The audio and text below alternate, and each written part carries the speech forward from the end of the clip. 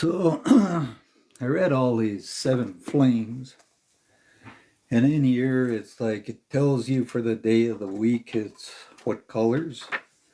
So Cindy put the rays with it. So Sunday was the yellow, second ray. Monday was the first ray, which was royal blue. Tuesday was rose pink. Wednesday was emerald green. Uh, so the Monday was the first ray. Tuesday was the third ray. Wednesday was fifth ray. Thursday, sixth ray with a golden gold, and Friday is fourth ray, dazzling white. Saturday, today is the seventh ray. And these prayers that were in here are really important. And when you read them, you got to understand what you're actually saying. You got to think about it. And then this one, it's the force field of protection. So when you're asking the universe, your oversoul, your higher self is listening to you. If you're doing it, then it understands, then it's going to change your life.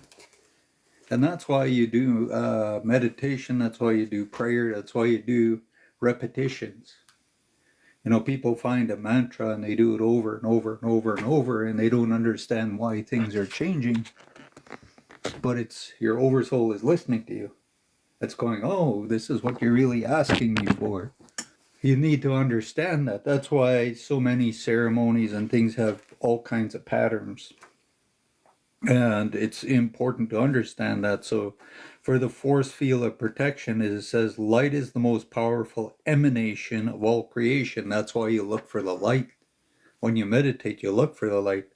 Whenever you're doing anything spiritual, you're trying to find the light. So the light is the most powerful emanation of all creation. It is important to invoke the full power of God's first ray for protection and divine will. So these prayers in here that I read really fast, and the force field of protection is one, and it says, in the name of my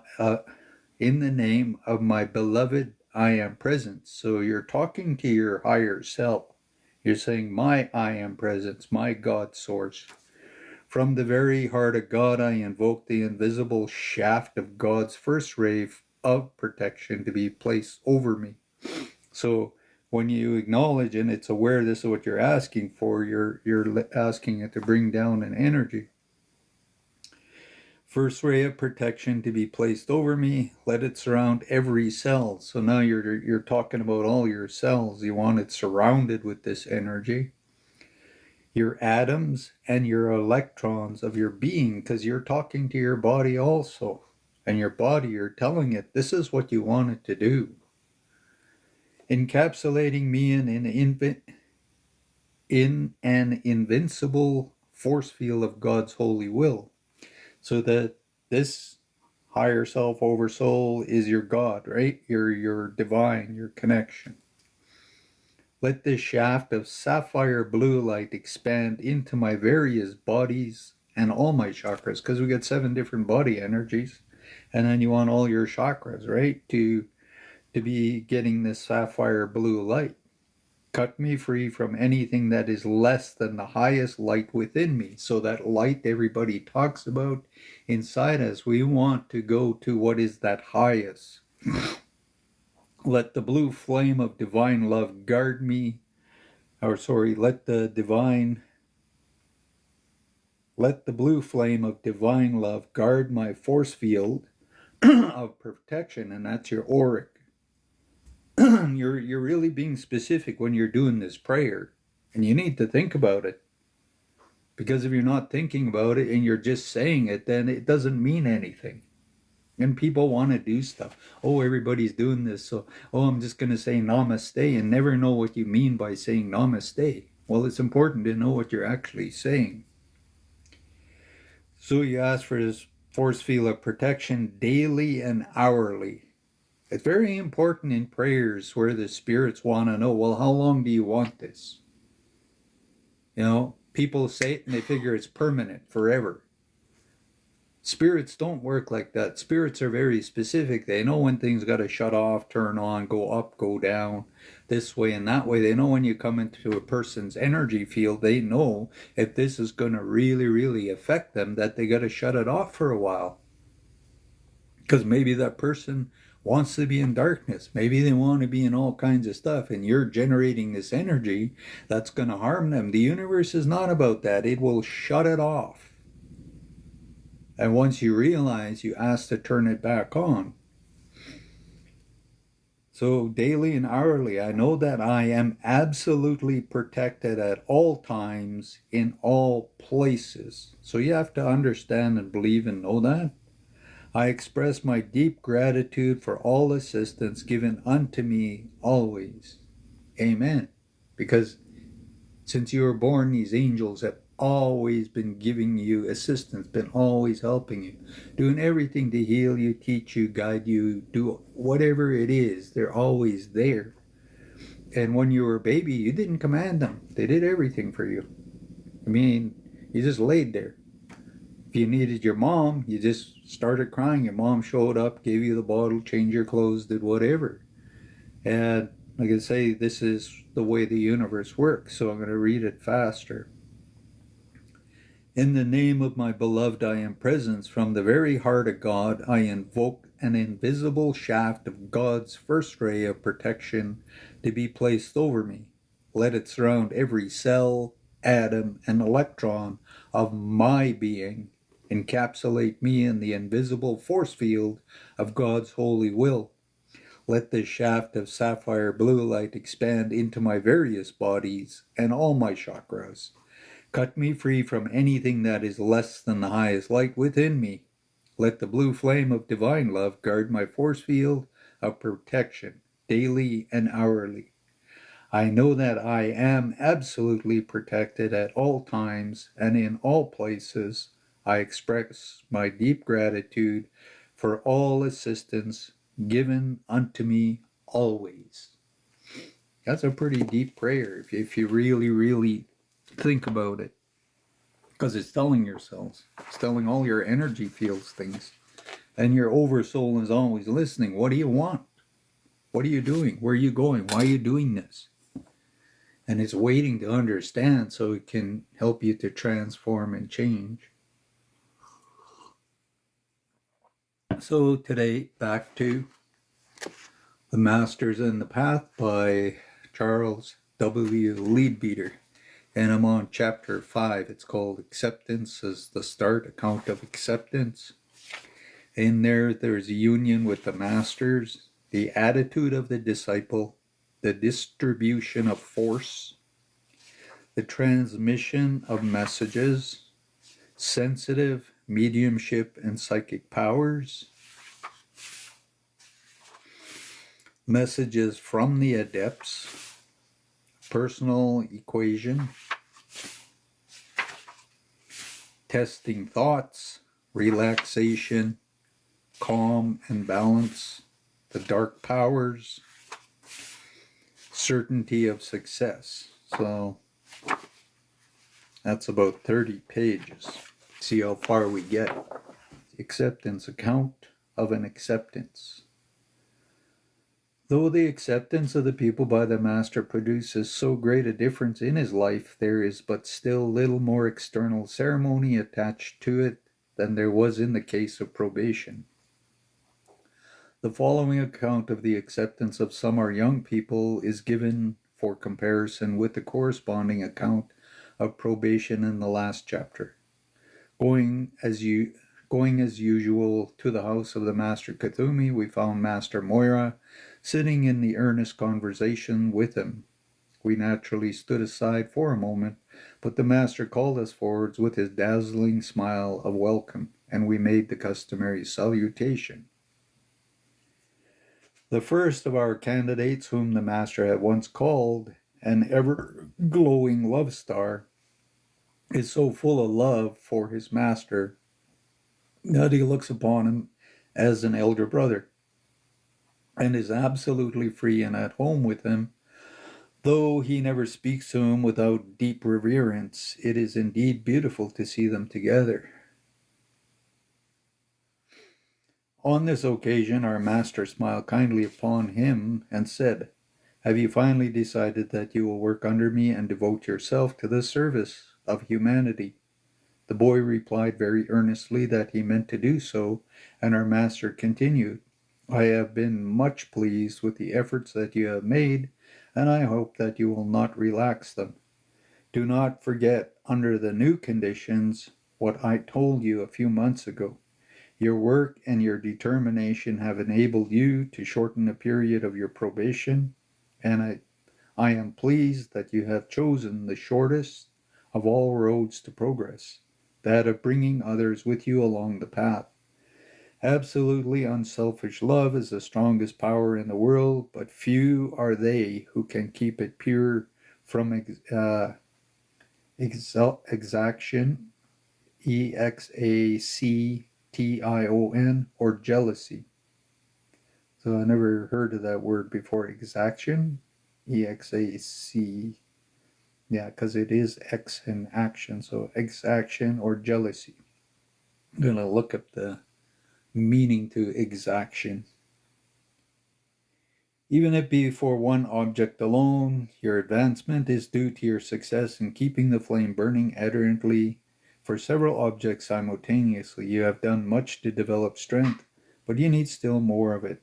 You must acquire discrimination and alertness so that you see what is wanted at the right moment instead of 10 minutes afterwards.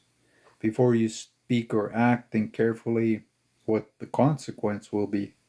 But you have done remarkably well. I am much pleased with you."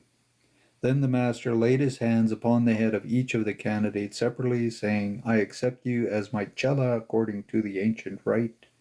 He drew each in turn to his aura, so that for a few moments the pupil disappeared in him and then emerged looking inexpressibly happy and noble, showing forth the special characteristics of the master that he had never done before.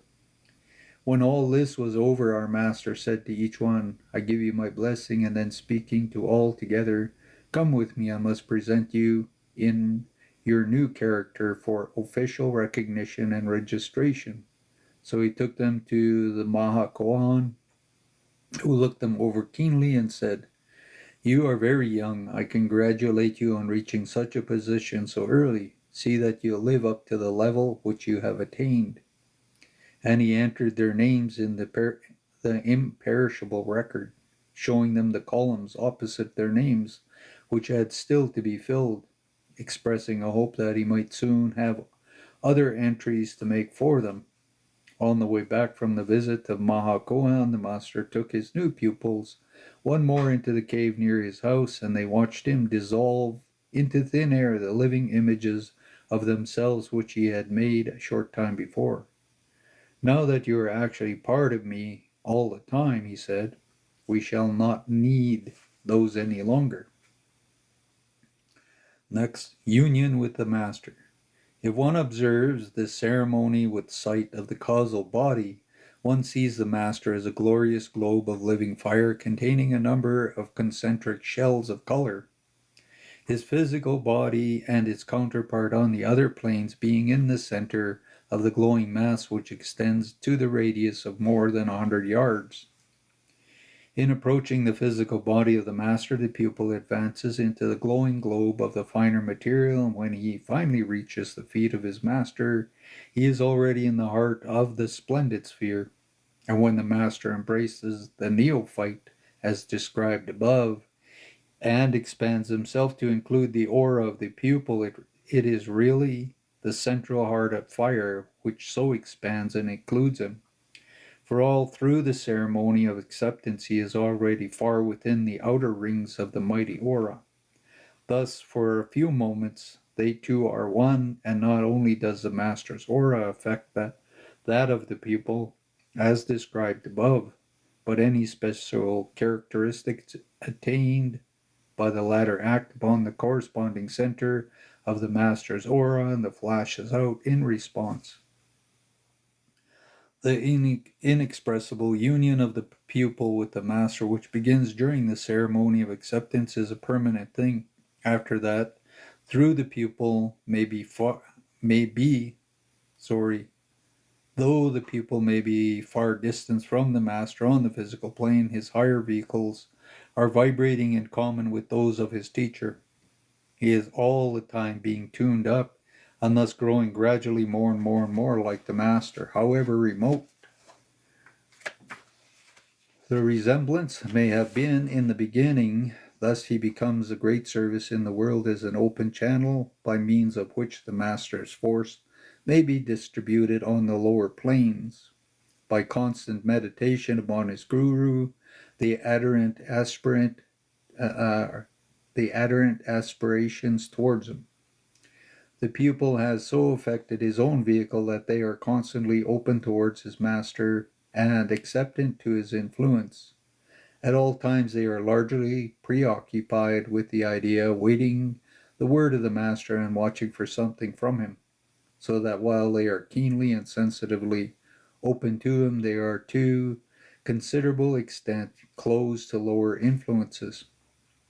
Therefore, all his higher vehicles, from the astral upwards, are like a cup or funnel, open above, open but closed at the sides, and almost impervious to influences touching him at the lower levels. So it's like an energetic shield in your aura. That's what they're talking about. But being connected to the higher teacher, he helps you in a way. So you're so tuned into him. It's like your telekinesis, your connections are really, really strong. Hey, Kurt. Good morning, everybody that's joining. Cindy canceled her trip to Lethbridge, so we didn't go, so that's why I'm reading today. The tuning up of the pupil continues throughout the period of the discipleship. At first, his vibrations are many octaves below those of the master, but they are in tune with them and are gradually being raised. This is the process that can take place only slowly, and that's where people want to go into spirituality, go poof, and just pop into higher dimensions. They just want to be angels, all kinds of stuff, but it takes a long time to absorb this new energy and get rid of the old. Like Cindy was talking, I always say, give permission to all the spirits, angels, the things from the past, thought forms, anything, send it off to the Creator, Earth Mother, and that can deal with it for you, and they can clean up all your energy. Like using this knowledge is really, really important. It's like me, every now and then I'll do a prayer, and I thank all the angels that have been with me for hundreds of thousands of years. Some of them are finished. They don't need to be around me anymore. They need to go on and do other things. So I give them permission to go, and then I ask for all the new to come in. It's really important for me to do this, and every so often I do that, and I do my prayers and I communicate. And in native, we learn to pray out loud. And these seven flames, all of these prayers, like I say, really understand the words when you're saying them, because your oversoul is listening. And if you truly want these things to happen, they will happen. Like Cindy was saying, one of our friends is having really lots of profound things going on, doing these prayers and stuff. It's shifting all kinds of stuff. And the more deeper you think about it, and the more you really, really do this, the more it's going to bring change and help in all kinds of ways. It could not be done at once, like the stamping out of a piece of metal with a die, or even comparatively quickly, as one would tune a violin or piano string. Those are inanimate things, but in this case of living beings is to be molded, and in order that life may be preserved, the slow growth from within must adapt the form to the outside influence, as the gardener might gradually direct the limb of a tree, or a surgeon with proper applications might by degrees straighten a crooked leg. So everything takes time. And spirituality is a life journey from the time you're born till you die, and it's always growing and evolving. But people just want instantaneous, and it doesn't work that way. I've been at this all my life, reading, studying, searching, looking, trying all kinds of ceremonies and stuff, and working on it thinking about it. When I do prayers, I think about the words I'm saying. I don't just say them because somebody else is doing it. And I feel the energies. I become conscious of all the different things that are actually happening. We know that throughout this process, the master is not giving his full attention to each individual pupil, but is working upon thousands of people simultaneously, and all the time doing much higher work as well, playing a great game of chess, as it were, with the nations of the world and with all different kinds of powers, of angels and men, as pieces on a board. Yet the effect is as though he were watching the pupil and thinking of no one else, for the attention that he can give to one among hundreds is greater than ours when we concentrate it's entirely upon one. The master often leaves to some of his pupils the work of tuning the lower bodies, though he himself is allowing the constant flow between his vehicle and those of his pupil. It is in this way that he does most of his he does most for his pupils without their necessary knowing anything about it. The acceptance pupil thus becomes an outpost, the master consciousness and extension of him, as it were. So it's like the master is right with the student. So the energy and everything, and these links to these teachers and beings is that way. They're always aware of you. They're always aware of everything, and they're trying to help you. Hey, man. Um,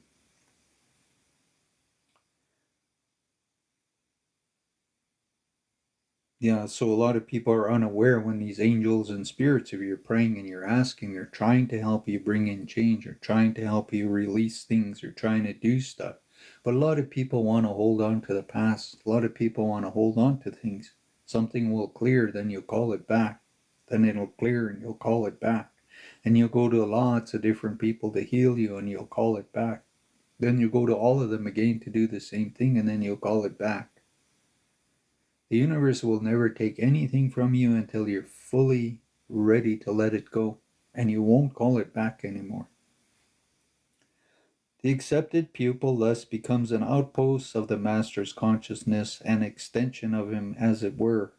The adept sees, hears, and feels through him as though whatever is done in his presence is done in the master's presence. This does not mean that the Great One is necessarily always conscious of such events at the time when they are going on, though he may be so. He may be absorbed in some other work at the time. Nevertheless, the events are in his memory afterwards. So whatever you're doing, whoever is teaching you, no matter what you do, he's aware of it. You can't hide anything. And people have to really come to this idea. If you want to be in the fifth dimension, there is never going to be anything to be hidden. And people will see and know everything. Hey, hippie chick.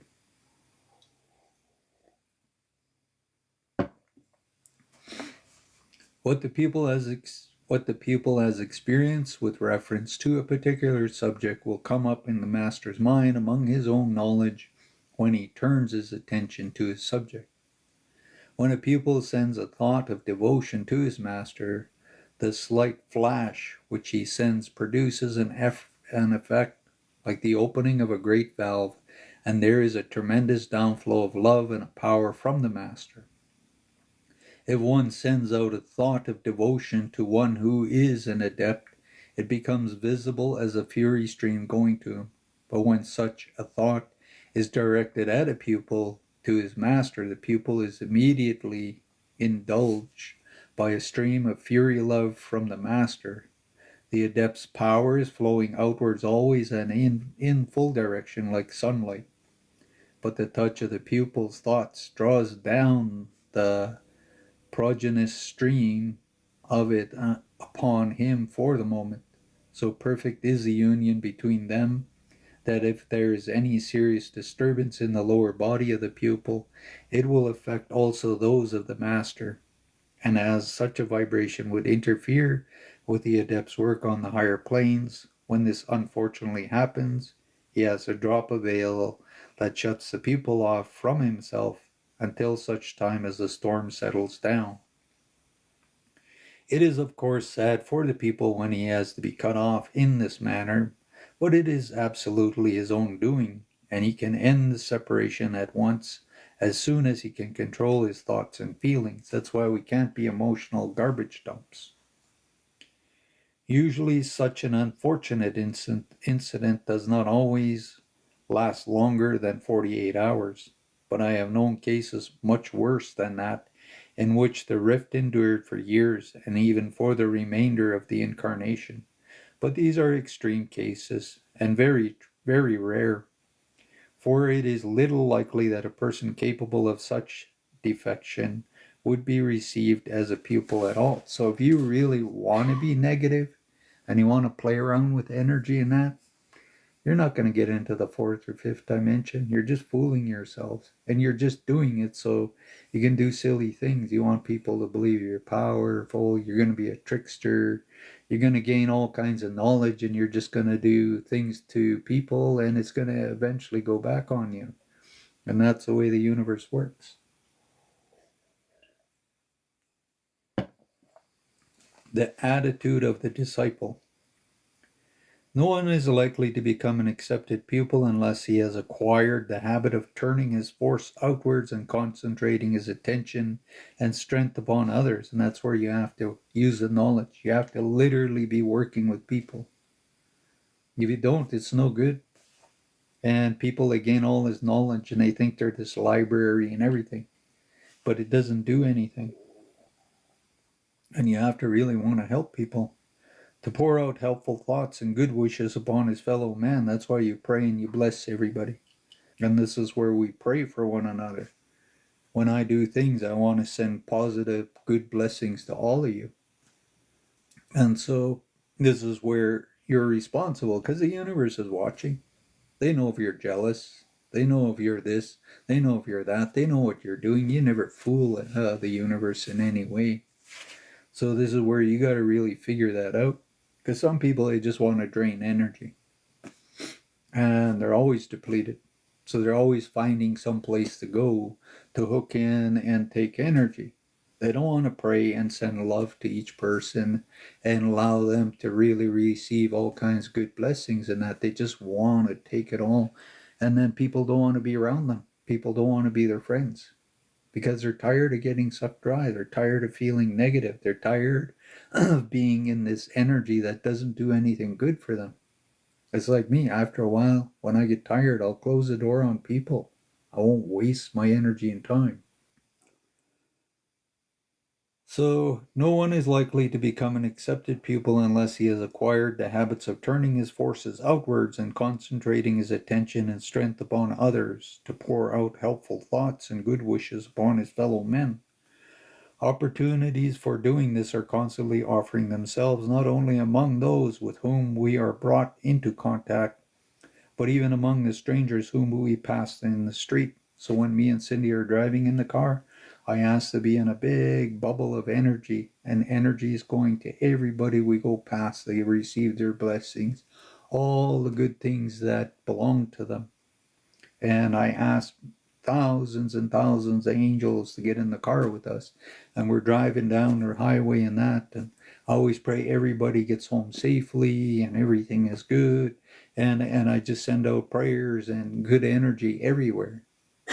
And I've been doing that for years and years and years. So whenever we travel, I talk to the universe and I let them know for days, we're getting in the car.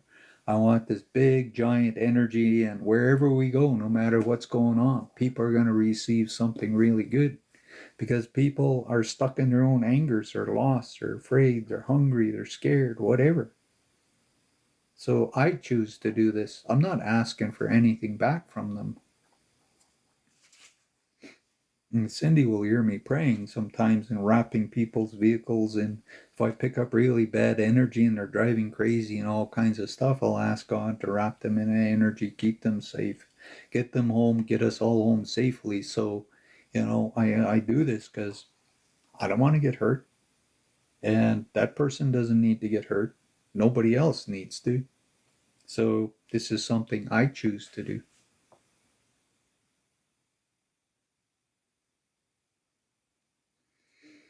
Opportunity for doing this is constantly offering themselves, not only among those with whom we are brought into contact with, but even among the strangers whom we pass in the street. That's why I say, even when you're shopping in a store, you can have good energy going out to everybody. People don't do that.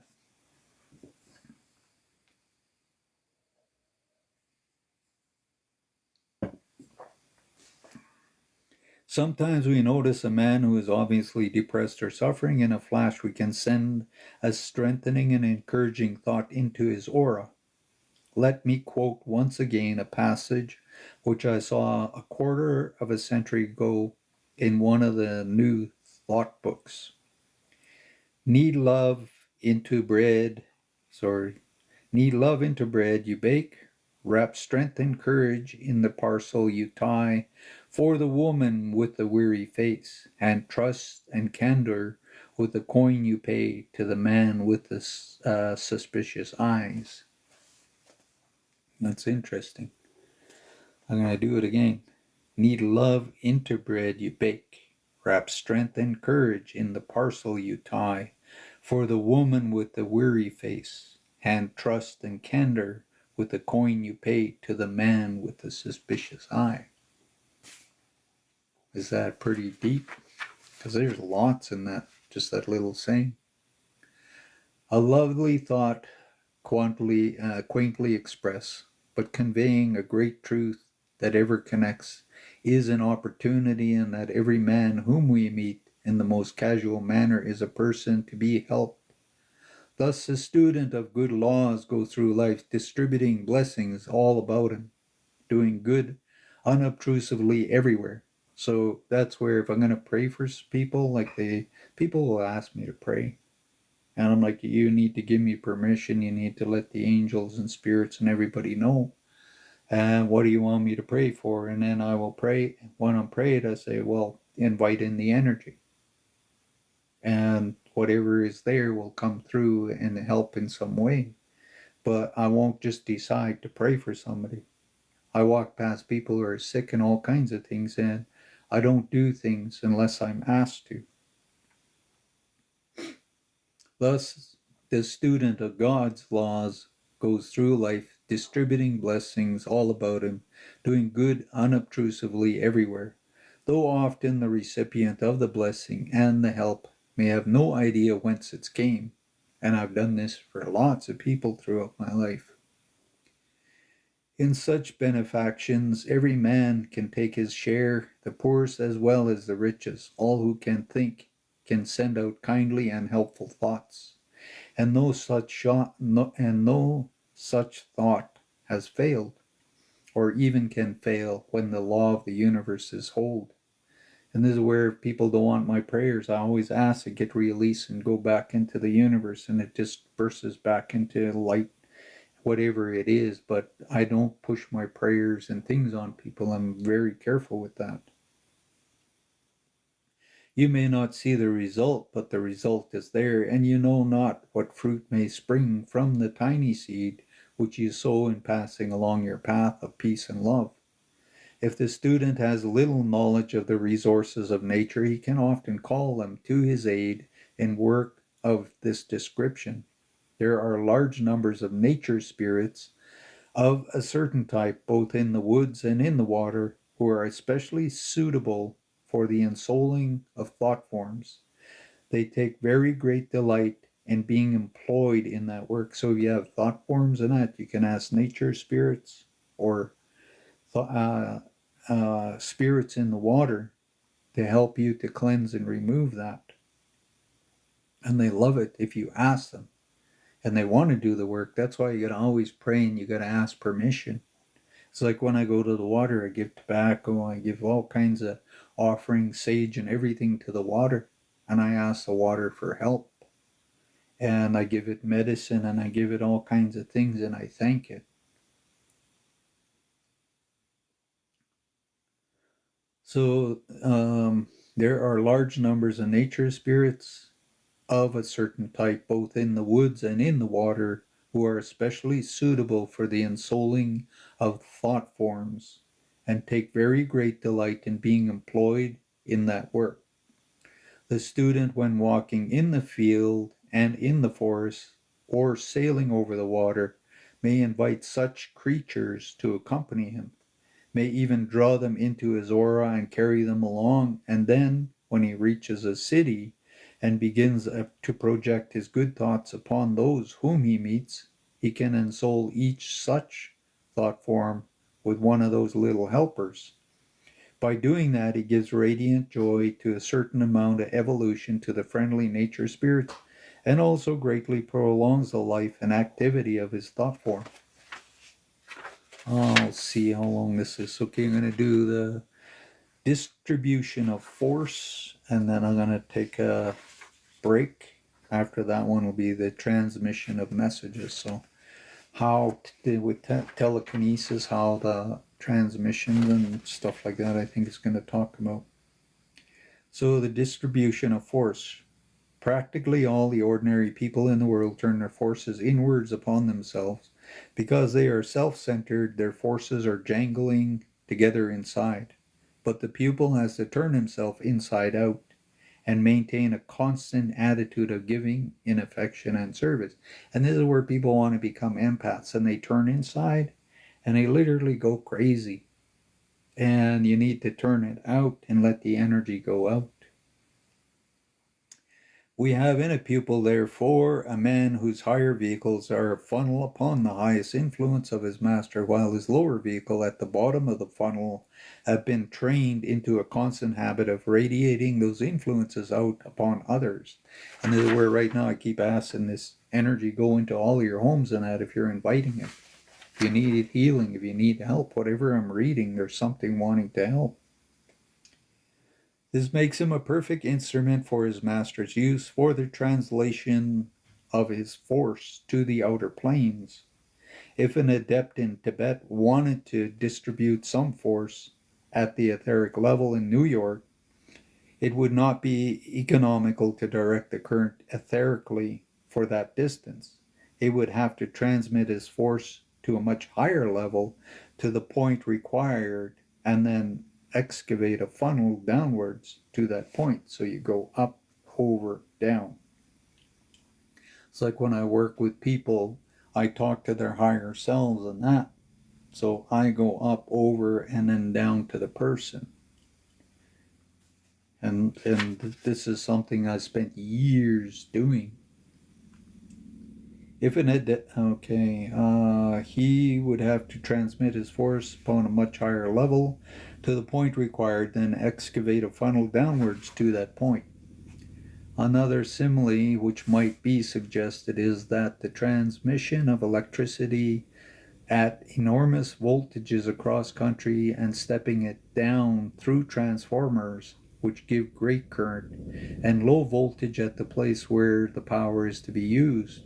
But to excavate such a funnel or to step the force down at New York would involve a loss of the adept of nearly half the energy that he had available for the piece of work to be done.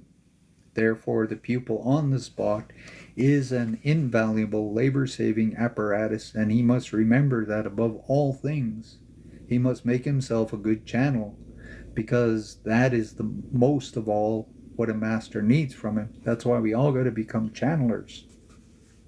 But people are afraid of that. People think all kinds of things about channeling, and I'm like, it's really, really cool to understand.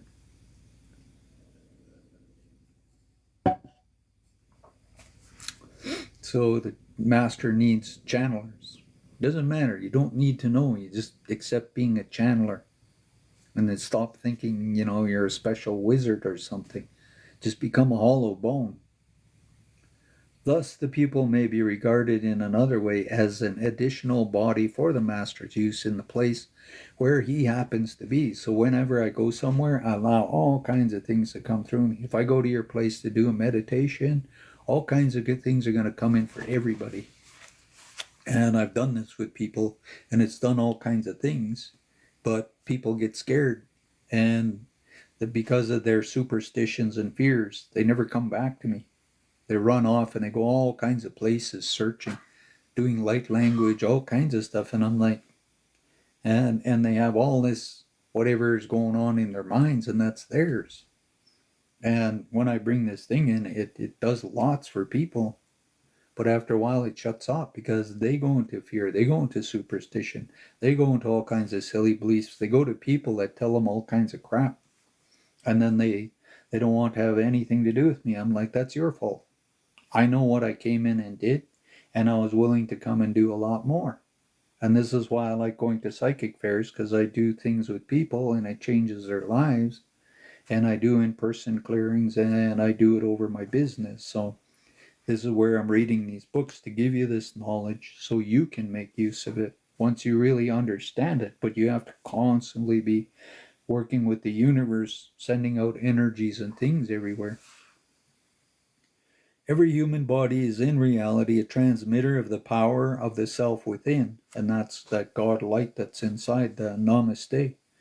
Through many ages it has been adapted to carrying out the commands and the will in the most economical manner. For example, if we wish for any reason to move or to overcome a tumbler standing upon the table, it is easy enough to stretch out your hand and do so.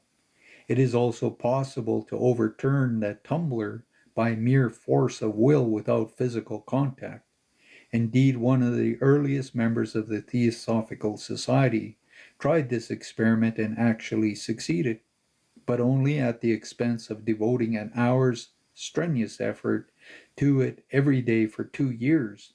And that's where he's never gave up. Every day for 2 years he did this till he was able to flip this thing over without touching it. That's where I'm like, where you put your focus. You want to be the best crystal ball reader? Buy a crystal ball and every day focus on it. Every day. Keep doing it until you start seeing things inside the crystal ball like a movie. Because it's not the crystal ball, it's up in here what your brain is doing. If you want to be the best tarot reader, buy a tarot deck. Start flipping them, start doing things until you become the best. So this guy spent 2 years focusing on flipping an hourglass every day with his mind without touching it, and he was able to do it.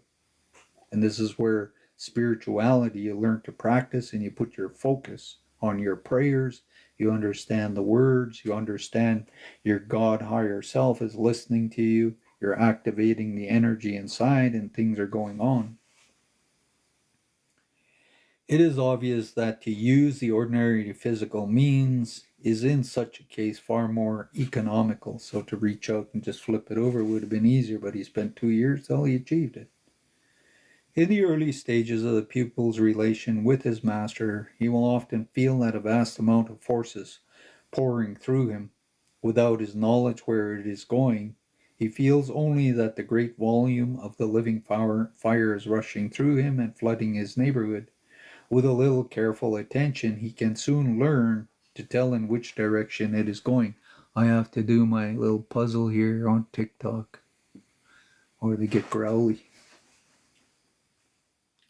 With a little careful attention, he can soon learn to tell in which direction it is going. It's like sometimes I'm aware of where the energy is going and what the universe is doing and why. And a little later he becomes able to follow with his consciousness that rush of the master's power and can actually trace it down to the very people who are being affected and helped by it. And this is where sometimes even here I'm sending energy out and I become aware where it's going and things like that, because the universe knows everybody. It knows everybody that shows up on TikTok, Instagram, anything. And whatever I'm doing knows what needs to go on, where it needs to go. He himself, however, cannot direct it. He is being used simply as a channel. And that's why I don't like people who say they're this and they're that when they don't even understand the energy, where it's going, how it's being done, where it comes from, or anything like that. And there's so many people out there that make people believe that. People are scared of me because of my energy. People have had all kinds of amazing interactions with me, but they're afraid. He himself, however, cannot direct it. He is being used simply as a channel, yet is at the same time being taught to cooperate in the distribution of the force. Later, there comes a time when the master, instead of pouring force into his pupil and aiming it at a person in the distant place, tells them to seek out the person, then give him some of the force. This is where, when I bring in that energy for people, it does all kinds of things, but they do things wrong, it leaves. If they learn how to do right, it will stay and it'll grow. If I'm able to do this, anybody can do it. For this saves the master some energy. Whenever and wherever the pupil can do a little of the master's work, he will always give it to him.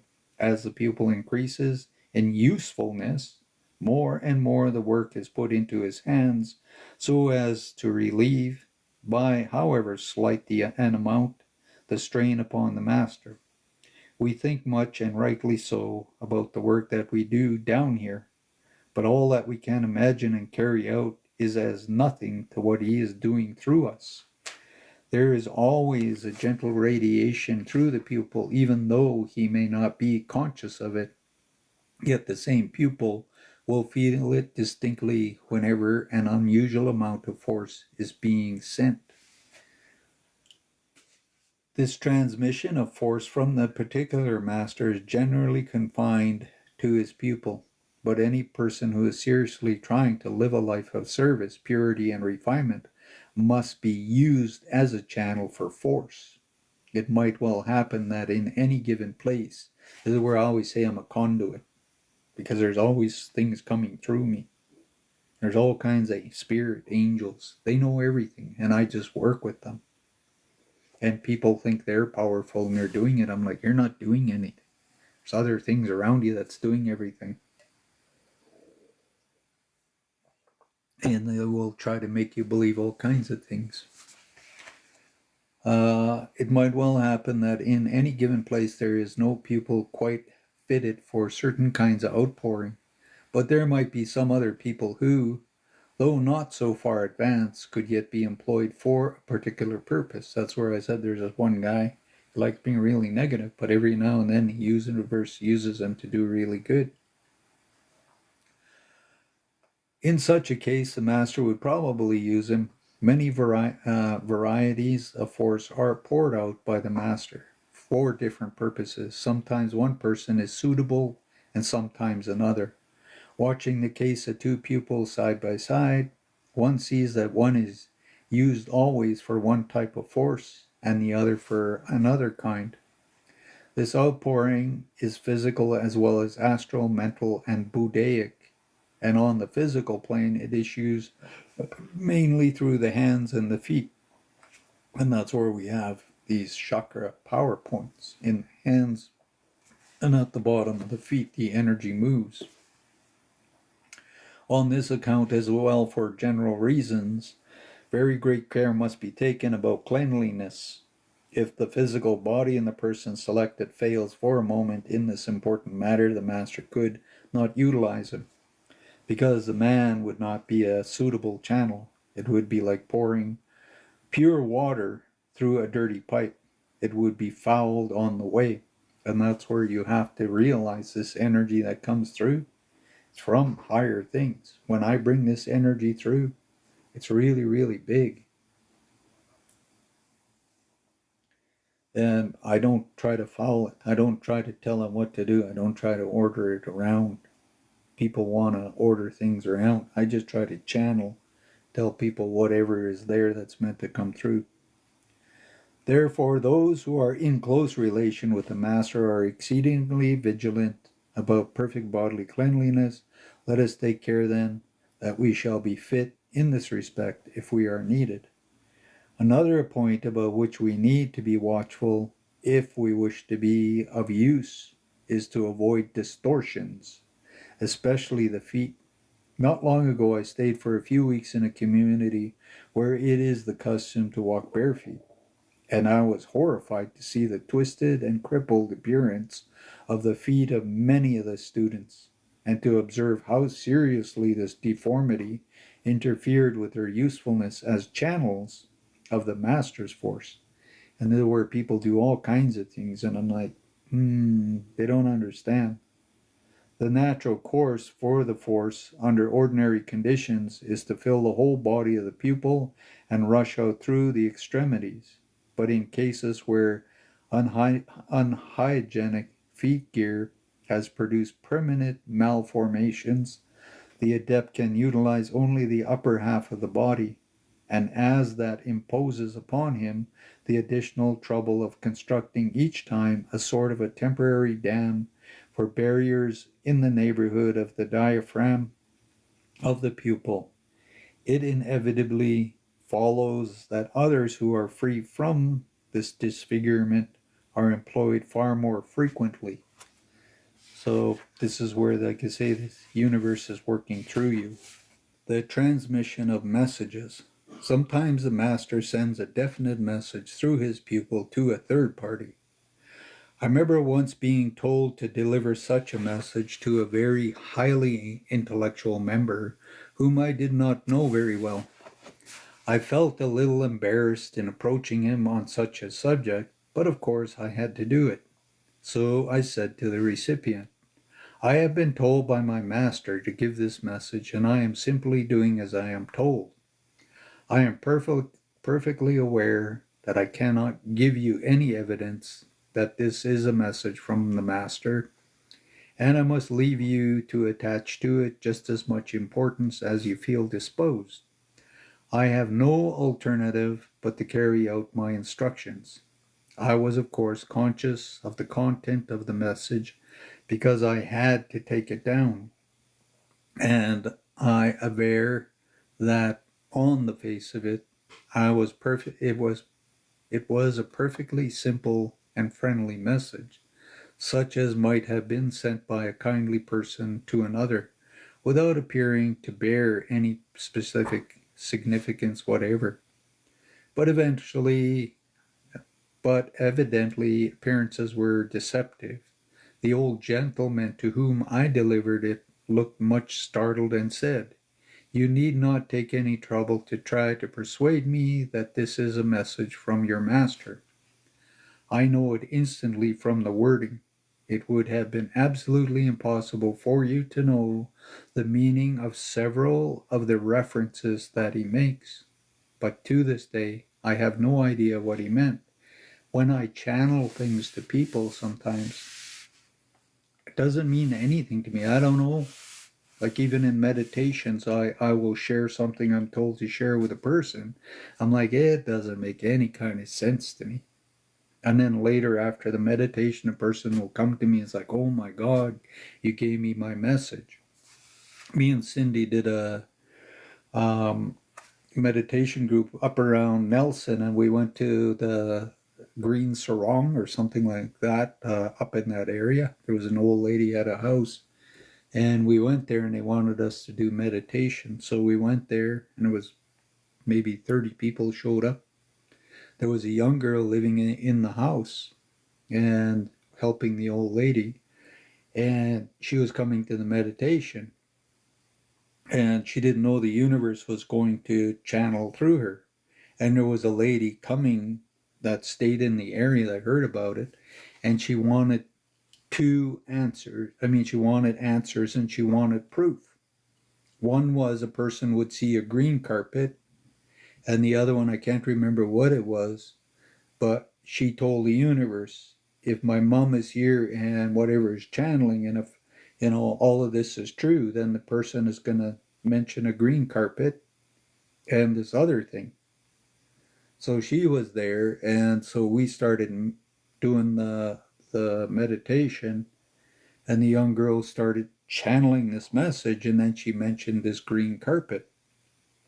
After that, she started channeling some more, and she mentioned this next thing. None of us knew. It's just like me, I'm going like, why is she talking about a carpet? Like, what does that have to do with anybody here? And when the meditation was over, the lady came over to the girl and says, before I came here, I asked for proof that if this was, truly from the universe, and this young girl was being a hollow bone, she didn't know that. Like, she's a really cool channel. And she brought on through all kinds of messages. Like, it was really amazing. And it was a real eye-opener for people. This is where, when you work with the universe, all kinds of things go on. And when I say things to people, I'm not trying to be rude or anything. And when I do share things, it may not make any sense to me, but the person that receives it, it's mind blowing for them.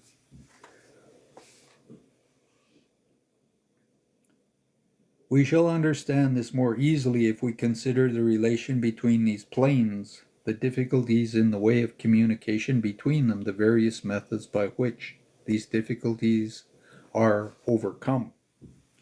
So when we are doing this, when we're in our human body, you start going fourth, fifth, sixth to these higher planes. Doesn't really make sense, but it's coming through. It's like I like when energy comes through and goes to everybody. Because there's so much energy that belongs to everybody. I get what I need, Cindy gets what she needs. And if you guys are sending us energy, then we receive what we need, and you will get more. And that's the way the universe works. That's where you gotta be sending out energy, doing things, not trying to suck it out of people, which everybody does. Everybody is taught in this 3D healing, new age practices. Find somebody and suck everything out of them till they can't stand you and they don't even want to be your friend. It's like you learn to give, you learn to allow, you learn to do these things in the right way. Sensitiveness, mediumship, and psychic powers. In the ordinary man of the world who has made no special study of these matters and no effort to develop the power of the soul, these planes are as separate worlds, and there is no conscious communication between them. When he is what we call awake, his consciousness works through his physical brain, and when his body is asleep, it works through his astral vehicle. If therefore a dead man or a Kamdeva wishes to communicate with such a man, there are two ways in which he can do it. He can meet the man face to face in the astral world and converse with him, just as though they were both in the physical life, or he can, in any one of the various ways, manifest himself upon the physical plane and yet set up some kind of communication there. And that's where people are mediums. Spirits come to them, show and tell them all kinds of things. There's a lot of people who are mediums, but they're afraid of it. The first method is obviously both easier and more satisfactory. The backwards is that the average man brings through no reliable recollection from his astral to his physical body, so the efforts to inspire and guide him are usually only very partially successful. Every man meets his astral friend every night in his life, and conversations and discussions take place between them precisely as they do in the daytime in their denser world. The living man rarely remembers these in his waking conscious, but his thoughts and actions may be, and often are, considerably influenced by the advice given and suggestions made in this way. Though when he wakes, he is quite ignorant of their source and supposes the ideas thus presented to him to be his own. And this is where a lot of people get all kinds of things in their dream time. They don't know where it's coming from, and then they go through the day and all this stuff goes on. But it's a teacher or something in the astral plane that's showing them all this stuff that's going to go on the day. If you're a healer, all this stuff comes to you, but it was done while you were sleeping and given by these angels. Hey, Lucy from Manitoulin Island in Ontario. Very cool. She flies with her own wings. Your aunt is a medium. That's cool.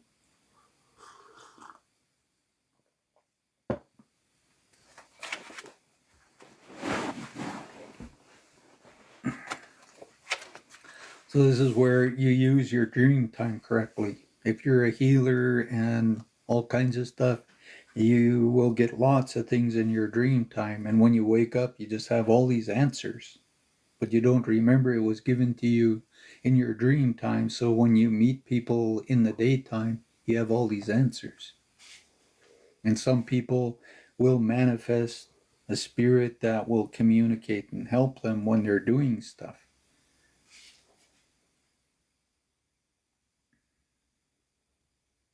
The astral entity who wishes to communicate therefore frequently adopts the second method and tries to produce effects upon the physical plane. This again can be done in two ways. The first of these is by causing certain physical sounds or movements which can be interpreted according to the prearranged code.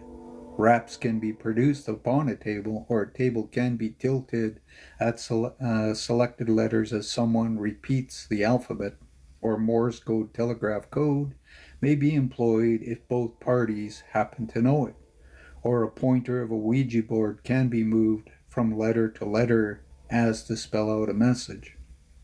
Another way, less crude and tedious but more dangerous to the physical participant, is the employment by the astral entity of some of the organs of his friend on this plane. He can seize upon the vocal cords of the latter and speak through him. He can use his hand, so this is where people do automatic writing, as there's a spirit on the other side that grabs your hand and it writes. You don't have to look at the paper, you don't have to look. It can draw pictures, it can do all kinds of things. You just got to hold a pencil, put it on a paper, focus on a TV, focus on any, forget you're holding a pencil and on a paper, and all kinds of messages and things come through when that happens.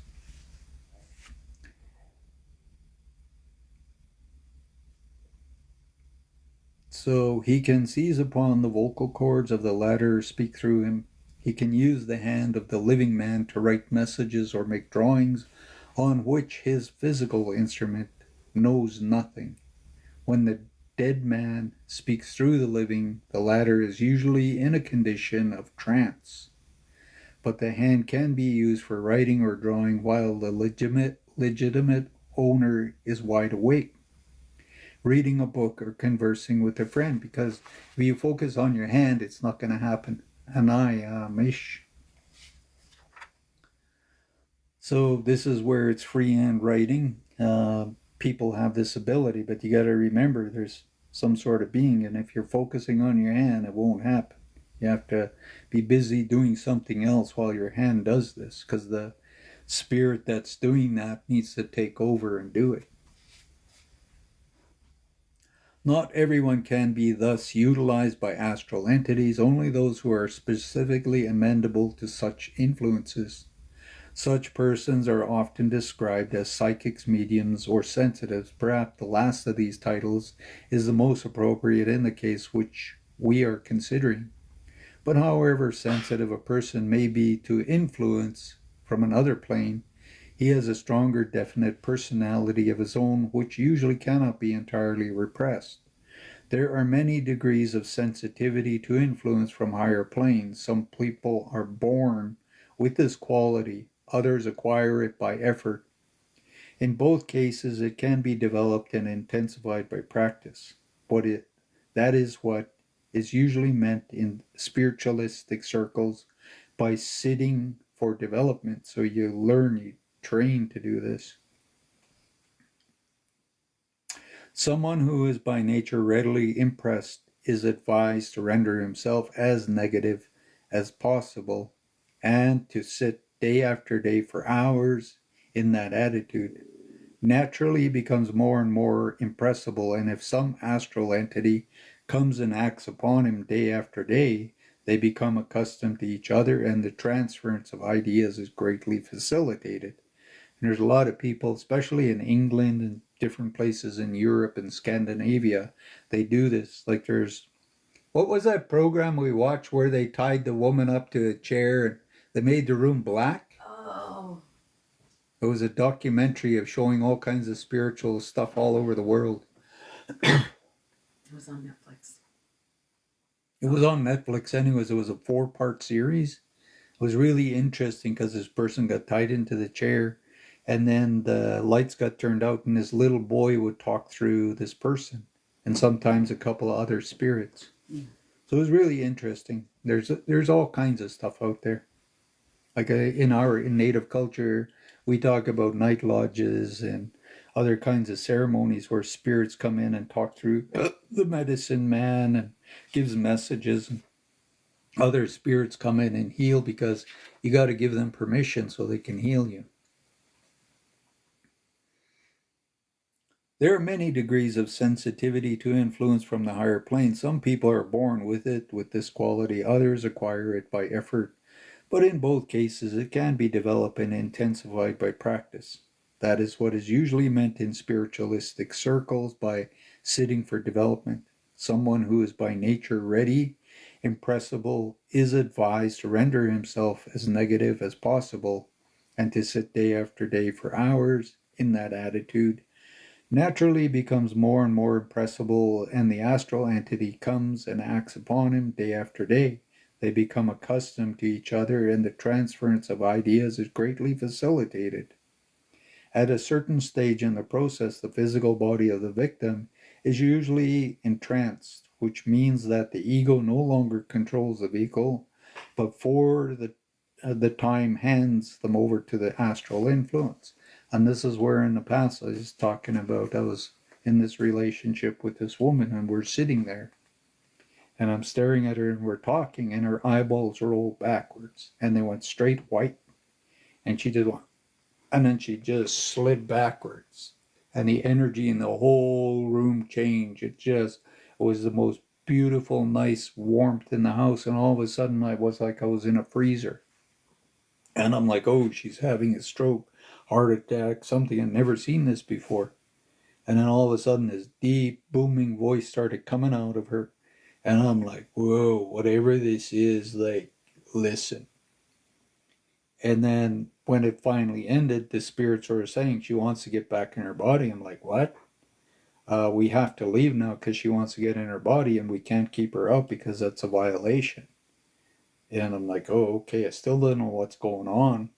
And they left, and right away the energy changed and got really, really beautiful and warm in the living room again. We're sitting there, and then her eyes slowly roll back normal. She's like, what happened? I says, I don't know, but everything changed. Your eyes rolled back. I thought you were having a heart attack or seizure. Then you started talking. She says, oh, I was channeling. And I'm like, what? She says, yeah, sometimes you just come in and do that. And they just took right over her body and they just started doing this. I'm reading The Masters and the Path by Charles Leadbeater. So this is where we contract things and people don't have control. Spirits can take over, they can do all kinds of things.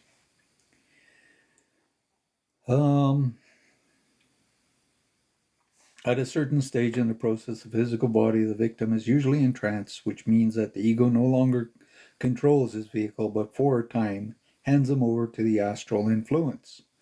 The vehicles, however, still bear the strong impress of the ego, so that although the intelligence which is using them is quite different, they will nevertheless move to a considerable extent along their accustomed ruts. The sentiments of the communicating entity may be the most exalted kind, but if the sensitive happens to be uneducated, ungrammatical, or slangy, the impressions of these exalted sentiments on the physical plane will be likely and exhibit those characteristics in the very marked manner. So if you don't have a lot of knowledge, if you don't know words and that, it's really hard for the universe to use you as a channel. And your vocabulary and everything, it's really important to really know things. If you don't, it's really hard for these beings to work through you. When we hear Julius Caesar or Shakespeare or Apostle John manifesting at the seance, we generally find that they have somehow vastly distorted since the time of their last earth life, and naturally and rightly enough we decide that these great men of old are not really present at all, but that the whole thing is merely impudent impersonation.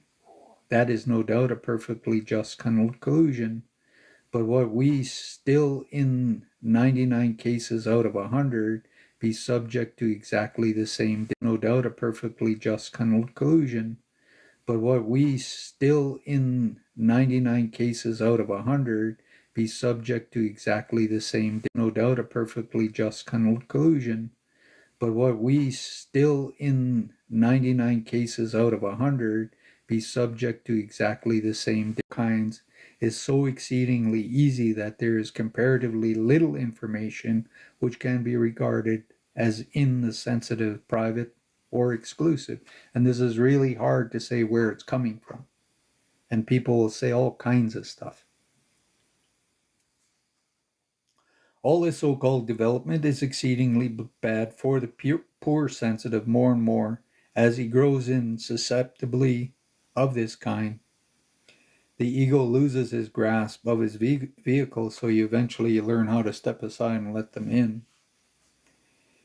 He becomes increasingly amenable to the astral influence, but he has no guarantee whatsoever of their nature, which means that he is just as readily impressible by evil as good. And that's why a lot of people who want to be channelers are scared they're going to get possessed. And the promise frequently given that most spirit guides will protect him is of little value, as the power of such guides is very limited. He is in the position of one who lies bound and helpless by the roadside at the mercy of the next passerby, who may, of course, be a good Samaritan, who will release him from his bonds and minister to his needs, but may also be a robber who will take from him all that has been left to him. And perhaps robbers are on the whole more common than good Samaritans. From my own point of view, based upon no inconsiderable experience, I should strongly warn my brethren against engaging in any kind of mediumship. And this is where he's saying these robbers and that, they can be dark, negative entities that can end up doing something that's not good. And this is where people go to all kinds of stuff, and they don't know what they're going to. They don't know who's speaking through. They don't know, and they don't know what's attaching to them. And if you really want power, all kinds of crazy bad things will show up, and all kinds of bad things can happen. The title of medium might, I think, will be reserved for those through whom physical phenomena are produced. People from whom what is now technically termed ecoplasma can be withdrawn so that the materialization may take place. The heavy object of various kinds can be moved. Another and very different kind of development is that which may legitimately be dominant psychic, or psyche in Greek means the soul. The soul has its power as well as the body, though perhaps it would be more accurate to say that all powers which a man possesses are the powers of the soul, though they manifest on different planes. It is after all not the body which sees or hears, which writes or draws or paints. It is always the man himself working through the body. When a man develops these psychic powers, it really means only that he has learnt to function through other vehicles than the physical, and he can to some extent bring the results through into his waking consciousness. It is the point last mentioned and which creates a difficulty in almost every case. Any man functioning on the astral plane during the sleep of his physical body or after the death of his body is aware of his astral surroundings, but it does not follow that they will remember them when they wake. So a lot of people, like everybody, goes into the astral plane when they go to sleep at night. That's the way things work. And then most people don't remember it. The difficulty, therefore, is not on having the experience, but in being able to impress them upon the physical brain. The power to do that can be acquired only by long continued efforts. And this is where I said while you're sleeping, these spirits give you information about what you're going to do tomorrow, and you got all kinds of knowledge when you meet people. But when you wake up, you don't know that. You just have the information. There seems to be a general impression that the possession of such powers indicates high moral or spiritual development, but this is not necessarily so. A sufficiently strenuous and persevering effort will unfold these powers in anyone, quite irrespective of his moral character. But it is true that they usually develop spontaneously when a man reaches a certain stage of spiritual advancement. And this is where people is like, oh, I want this gift, oh, I want that gift, oh, I want this, and they're running around trying to get all these gifts. And like I say, it takes a lot of practice. People want to be like me, but I spent my lifetime studying and practicing. I didn't just wake up like this yesterday. I went through all kinds of death experiences, all kinds of different things to become who I am.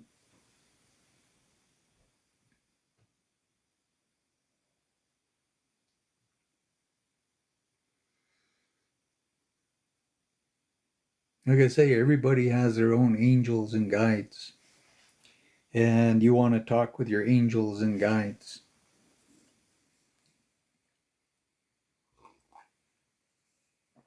In native spirituality, when animals come to you, it's just an angel disguised as an animal. And it's a messenger, so it takes on that. So if you practice certain kinds of spiritual stuff, like if you're Mongolian and you use animals, you're an animist. In native spirituality, we say you have an animal in the north, south, east, and west. It's not coming through your animal or your pets. Like I say, these are angelic higher beings or nature spirits or other kinds of things that are trying to work with you. It is the point last mentioned which creates a difficulty in almost every case. Any man functioning in the astral plane during their sleep, and I read all of that, okay. It is generally in that way that these powers come to the pupil of the master, and though they are not without their especial dangers, they are certainly on the whole very useful and valuable. But it is necessary that those to whom they come should try to understand them, to comprehend something of their mechanisms. They must not suppose that, even if the powers come to them as a result of general advancement, the recipients are thereby freed from the ordinary laws under which such faculties work. There are many difficulties connected with the bringing through the clear recollections, and these exist for us just as they do for the spiritualist sensitive, though our long course of careful study ought to fit us to meet them and to understand them better than he does. Above all, we must not forget that we also have our personalities, which are likely to be even stronger than those of our neighbors, just because we have been trying to develop strength and definiteness of character. Of course, we have also been trying for years to dominate the personality by the individuality, and this is what this new age spiritual is. It's dominating your personality. You're forcing. When you're using yoga and all kinds of things, you're forcing.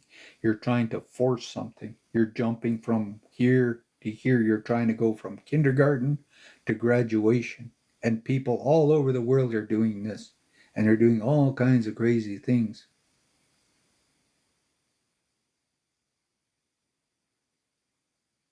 Yeah, there's a lot of things that are coming to the surface that are spiritual signs.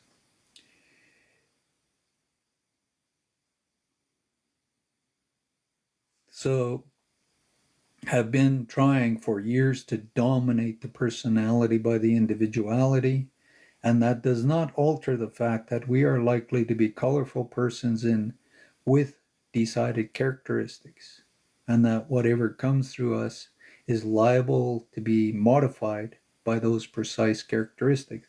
That's where people say they're channelers, and then they don't channel what they're being told to say. They start changing the words, they start doing this, they start doing all kinds of stuff.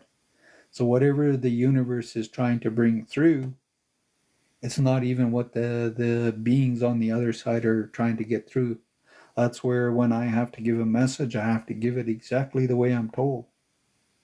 If I'm going to do tarot readings and I flip cards and I start watching movies, I have to tell it the way I'm being told. I can't say, oh, well, yeah, and I want to change it and I want to make it really nice, or I want to make it smell like roses, or, make them happy and bullshit them. That's not channeling. That's crap. Let me try to illustrate what I mean by quoting one or two instances which have come under my personal observation. I remember one lady who was an exceeding good clairvoyant, capable of looking back into the past and describing historical events with great accuracy and wealth of detail. She was a very devout Christian, and I think she was never quite able to feel that any other religion could be so and full of an exposition of the truth as her own. She might be said, using the words in an indevious sense, to have a strong prejudice in favor of Christianity. So if anything is not Christian, she wouldn't accept it, even if I was to sit with her and do the same thing. And I told her I was native and I practice all this stuff. She would say I was doing things with the devil, even though I'm doing exactly what she's doing. But unless I say I'm Christian, she won't accept that. And this is where a lot of people have prejudice. They don't know how things work and they will judge you. The result of that upon her clairvoyance was very striking. In fact, almost amusing sometimes. She might be describing, let us say, a scene in ancient Rome. As long as nothing directly connected with religion came into her preview, the description would be quite accurate. But the moment that it appeared that one of the characters in the scene was not Christian, she immediately displayed a remarkable, strong bias in her favor. Nothing that he did or said could be wrong, so the spirit that was working through her was trying to help her, but so nothing that he did or said could be wrong, whereas anything whatever that was said or done against him was always indicative of the greatest wickedness. When this factor was introduced, her clairvoyancy became obviously unreliable. And that's where some people I meet are really, really good channelers, and then I meet them a year or two later and they're just full of garbage. They go right off their paths. They think they're powerful and they don't know what's coming through. They don't know all kinds of stuff. And I saw some really, really good psychics and readers and that. And after I told them stuff, and about 2, 3 years later, I let them, and they were like, they went from way up here down to here. And I wouldn't send anybody to them. They went from being light beings, really doing good, to really, really dark, negative, greedy people. And it's interesting to see somebody here in the light and then see them way down here, like dirty doormats, covered in all kinds of crap. And that's where you can't. Your ego thinks you're the one who's in power. Watch out, something crazy can happen. Nothing that he did or said could be wrong, whereas anything whatever that was said or done against him was always indicative of the greatest wickedness. When this factor was introduced, her clairvoyance became absolutely unreliable.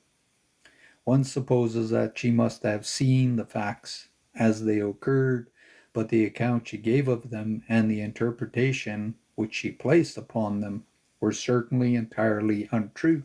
And this is where sometimes a really, really high spirit will leave and a dark one will come in and it will start tricking, making the person do things. And this is where you will see it. And I'm really aware of that. I'm aware of energy in that. And there's tricksters. Like a lot of Christians say, oh, I only work with Jesus in the name of Jesus. And anything they believe is in the name of Jesus, they will channel. And they will start distorting it. And one day you go to them, and when they tell you stuff, say it's not good. Because that being has left, because you're not doing the work. You're not being a clear channel. So now a trickster has come in and it's working with that person because now they're in their ego and they're going down, down, down, down. That's where you'll meet somebody really, really spiritual and you're like, wow. A couple of years later you meet them and they're down here. It's be really, really careful of all of this. Another lady whom I knew had a brilliantly poetical imagination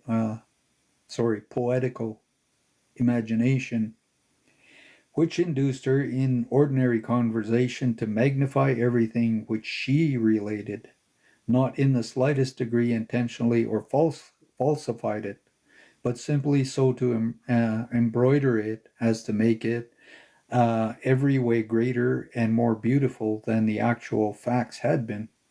Quite a happy attitude of mine, of course, in many ways, but somewhat fatal to scientific observation. The same thing occurred with regards to her remembrance and description to the scenes on the other planes, whether it were contemporaneous, contemporaneous,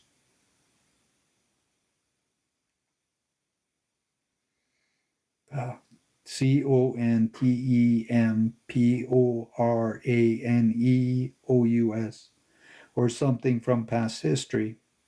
A quite ordinary little ceremony on the physical plane, attended perhaps by some friendly divas and a few dead relations of the parties concerned, would in her report of it be magnified into a tremendous initiation attended by all the great adepts and most of the celebrated characters of history, and blessed by the presence of the whole army of archangels. So she would make people believe it was bigger and grander than what it was. So she was lying and distorting, not really knowing it, but it wasn't a good thing. And that's where some people will try to tell you only good things. I'll tell you anything. I don't try. If I'm really told to say something, I'm going to say it. You get mad at me, it doesn't matter. It's the universe, and it knows why it's doing this. One may say from those small examples how necessary it is for the budding clairvoyant to watch himself very carefully and to allow a liberal discount from his early impressions. It must never be forgotten that one has to become accustomed to the use of faculties on these higher planes, just as a man has to familiarize himself with the new tools of any kind in the physical world. The little child learns only by the degree to understand perspective. He has his eyes from the first, but he must learn how to use them. The man who has the misfortune to be blind can learn to read, but the Braille system with great ease and rapidity. But most of us who have the use of our eyes would find it particularly impossible to distinguish one letter of that system from another without long and tireless training. And that's why it takes a long time to learn things. Don't think anything's instant. Don't take a weekend course and run around and tell everybody that you're a shaman. It takes a lifetime. There's all kinds of things to learn, and if you are, it's inside you. You can't learn it in 2 days. You'd spend the rest of your life, 1,000,000 years, growing and evolving. Just so a man whose astral faculties are beginning to open finds it at first a practically impossibility to describe what he sees and hears. Everything appears so different. He finds what he would probably call his sight acting in all sorts of unexpected directions. It is only after years of experience that he becomes fully reliable. And even when it is only a mere reflection of what he sees that he can bring through into the lower consciousness, there is always a side of any astral happenings which cannot be expressed in the physical words. And this is where sometimes I can't put things into words. I can't explain it. No way I can express what I'm seeing. And as the man rises to a higher level, more and more of these additional sides or aspects comfort him, and he finds it less and less within his power to give even the slightest idea of his experience, and even what he is able to bring through is certain to be colored by his own idiosyncrasies. And that's where I know a lot of people will do that. They'll twist things, really, really twist it.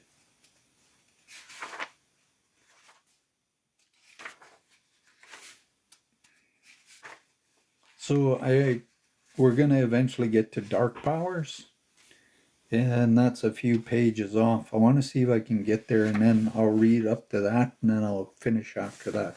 So I'm going to go a little past 12, Again, we're reading the Masters and the Path by Charles W. Leadbeater, and there's a lot of good information. So it's going to help you to become more and more careful with everything.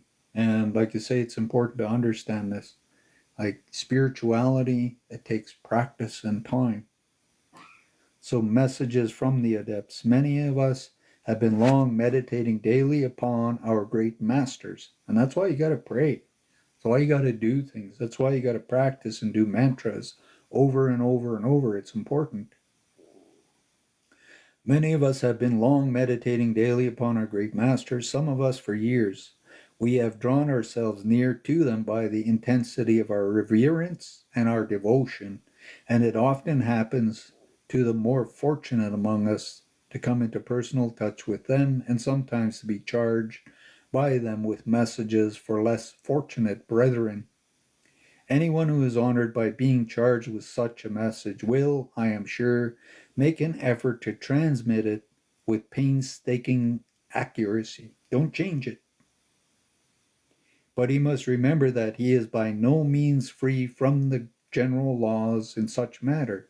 He must be very definitely on his guard lest his own predelications or dislike should in any way color what he is directed to say. You may think that it is impossible, but the Master would take the trouble to ensure the accurate delivery of any message which he sent. But you must remember that the great adepts themselves work under universal law and that they cannot alter its provisions for our convenience. There are cases such as that which I have just mentioned in which a direct charge or great importance is dedicated word by word and written down on the physical plane at the time by the recipient. But such cases are exceedingly rare. Let me try to describe, as far as physical words will do, what usually takes place when a master conveys a message through one of his disciples. In the first place, let it be understood that the adept habitually keeps his conscious focused upon very high plane, usually that which we call nirvana. We can, of course, in an instance bring down to any level where he wishes to work. But to descend low, the casual body involves a limitation which is rarely worth his while to undertake. So these higher beings, sometimes they won't come down in because it takes too much energy and things. He can, of course, in the instance, bring it down into the level where he wishes to work, but to descend below the causal body involves limitations which it is rarely worth while he undertakes it. The pupil, when out of his body, functions at different levels according to the development, but anyone who is likely to be entrusted with a message would probably be using at least his causal body. It often happens that the communications are exchanged at that level. To understand this transference of ideas, therefore, we must try to see what form such a communication would take. Here on the physical plane, we may put our thoughts and emotions into spoken word. We know that such words are not used in the higher life, but that the emotion and thoughts take definite floating forms on the astral and mental plane, respectively. As a rule, each thought and each emotion makes its own separate form, though when they are mixed, we find forms in which the colors are curiously blended. Suppose that we try to rise ourselves in imagination to the high part of the mental plane on which the ego functions in the causal body, and let us see how his ideas express themselves there. As usually, language fails us, but one particular point of difference is that the ego does not use words and sentences at all, nor does he express such things in a succession of thoughts. He does not appear to think about the subject in our sense of the word at all. He never argues it out and thereby arrives at a conclusion as we do down here. And this is where you will watch a movie and then you will try to give a message to a person. Sometimes you'll hear something and you'll be told what to say or do for a person.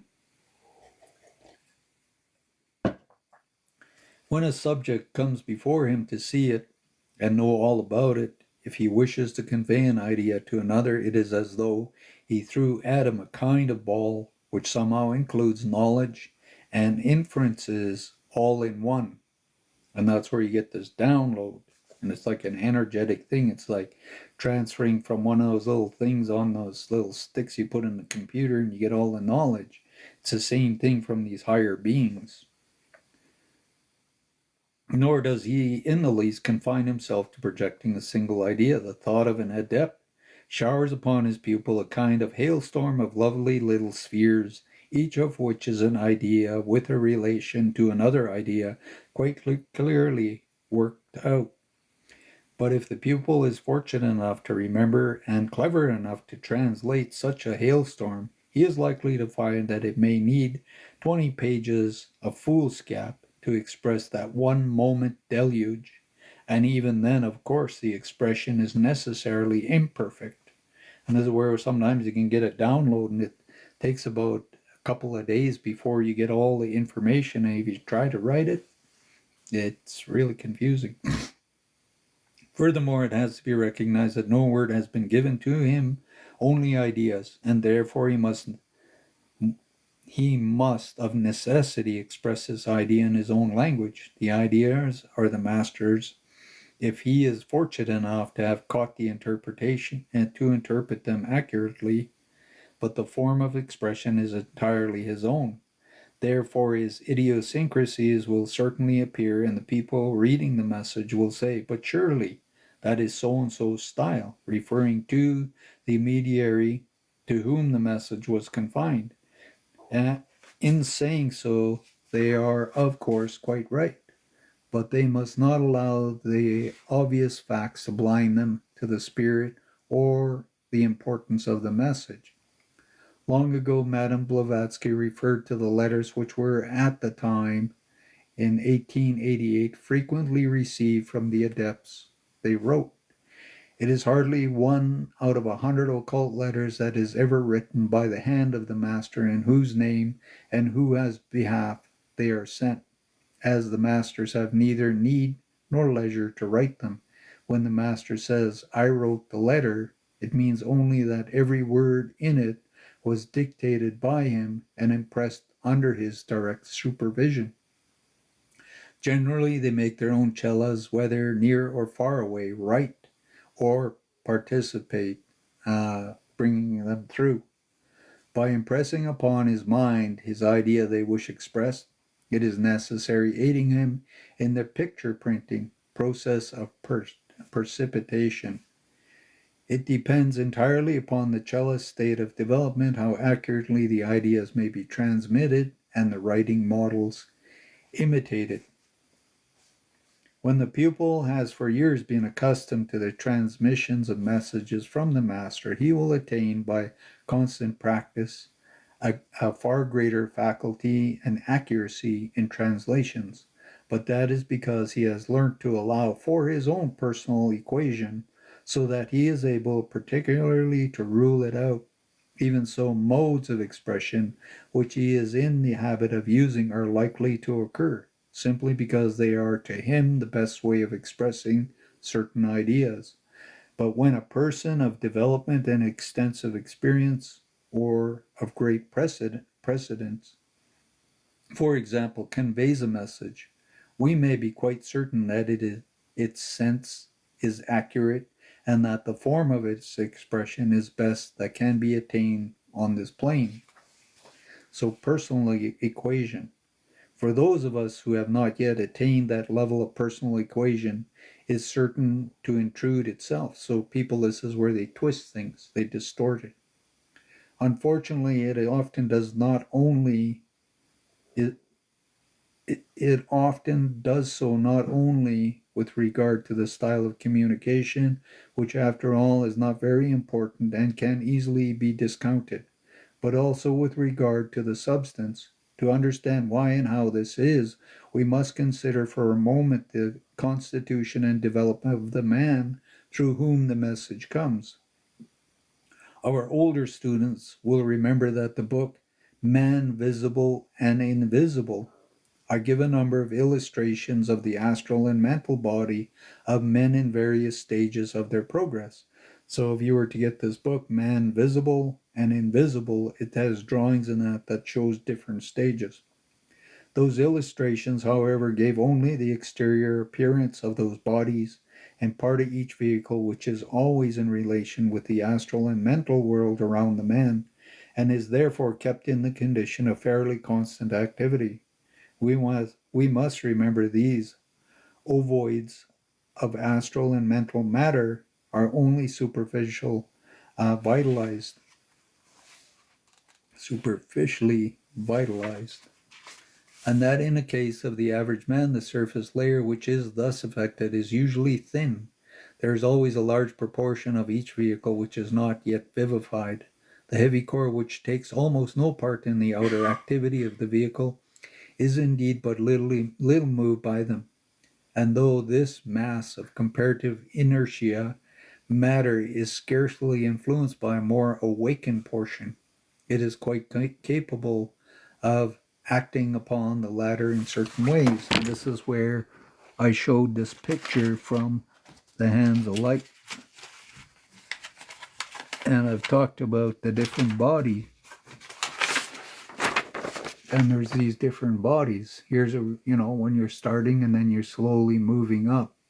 And there's these 7 body energies inside us. And this is your auric. So the 7 bodies and the auric. And it says the first body is the etheric body. The second body is the emotional body. The third body is the mental body. The fourth body is the astral. The fifth is the etheric template. The sixth is the celestial body. And then the seventh is the catheric template. So those are the 7 bodies that we have inside us in energies. And we are surrounded in this energy here. And this is sort of what he's talking about, these different things. Depending on how spiritual and knowledgeable you are, you can, I could say, lots of different things can come through. Yeah, Mother Creator, you have a good day too.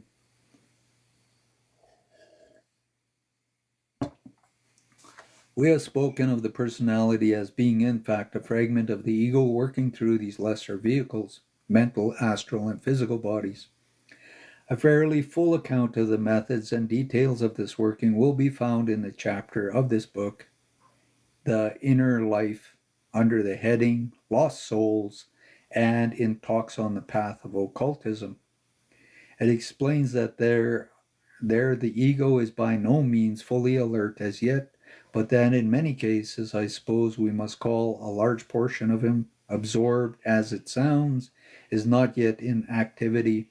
It is the monad which vivifies the ego, but in all of us as yet the ego is only partially awakened, exactly in the same way the ego which animates the personality, but that work also is very far from being perfectly done as yet.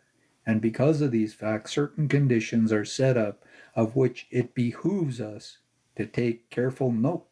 In some exalted moments, in the inrush of power from the ego may temporarily rise the standards of the personality, while on the other hand, a steady pressure from the unused portion of the astral and mental body may for a time appreciably lower it. So it can bring up different things depending on the energy and the person's ego and things. The lethargic mass of the unilluminated matter has a certain life and a tendency of its own, which asserts themselves when more active parts of the personality is somewhat in abeyance, ABEYANCE, and that happens more especially when a man himself is not actively using those bodies. These qualities naturally vary with different people, but an intense egotism is almost always prominent. The thoughts and impressions generated by this sluggish kernel are often those of conceit, and self-glorification. And really lots of people are conceited and they love glorifying themselves. Really listen to what they say and do. You'll know they're not really doing things of light, and they're really in their ego, and they have this really, really deep conceit, and they're so grand. They're masters, they're ancient souls, or all kinds of different things, and they love tricking people, fooling people, all kinds of stuff. And also of instinctive self-preservation in the presence of any danger, whether real or imaginary. Before we reach the flashing glories of the developed man, and then it says, see man visible and invisible. Again, it refers to that book. There is a long period of slow unfoldment during which the heavy core is being gradually permeated by light, being warmed and thawed into glowing response. That's where you bring in the light and you shine it brighter and brighter and brighter through all these 7 bodies. And this takes long, it takes years and years and years, and people want it today. It doesn't work that way. But it is a slow process to escape from this subtle domination of the personality. It will, of course, be gradually eliminated as a man brings the whole of his nature under control. But meanwhile, he will be very wise to doubt most seriously any communications which glorify the personality, or subject to him that he alone is chosen out of all mankind to receive some stupendous revelation which is to revolutionize the world. And there's lots of people out there say they're the only ones that do that. And I'm like, no, there's a lot of other people out there doing the same thing. And they make themselves believe they're really special, and they're very conceited, and there's self-glorification is what it's all about. Some such promise is a regular stockhold trade in the communicating spirits and many private inspirational seances, but we must not therefore assume intentional deceit on the part of the spirit.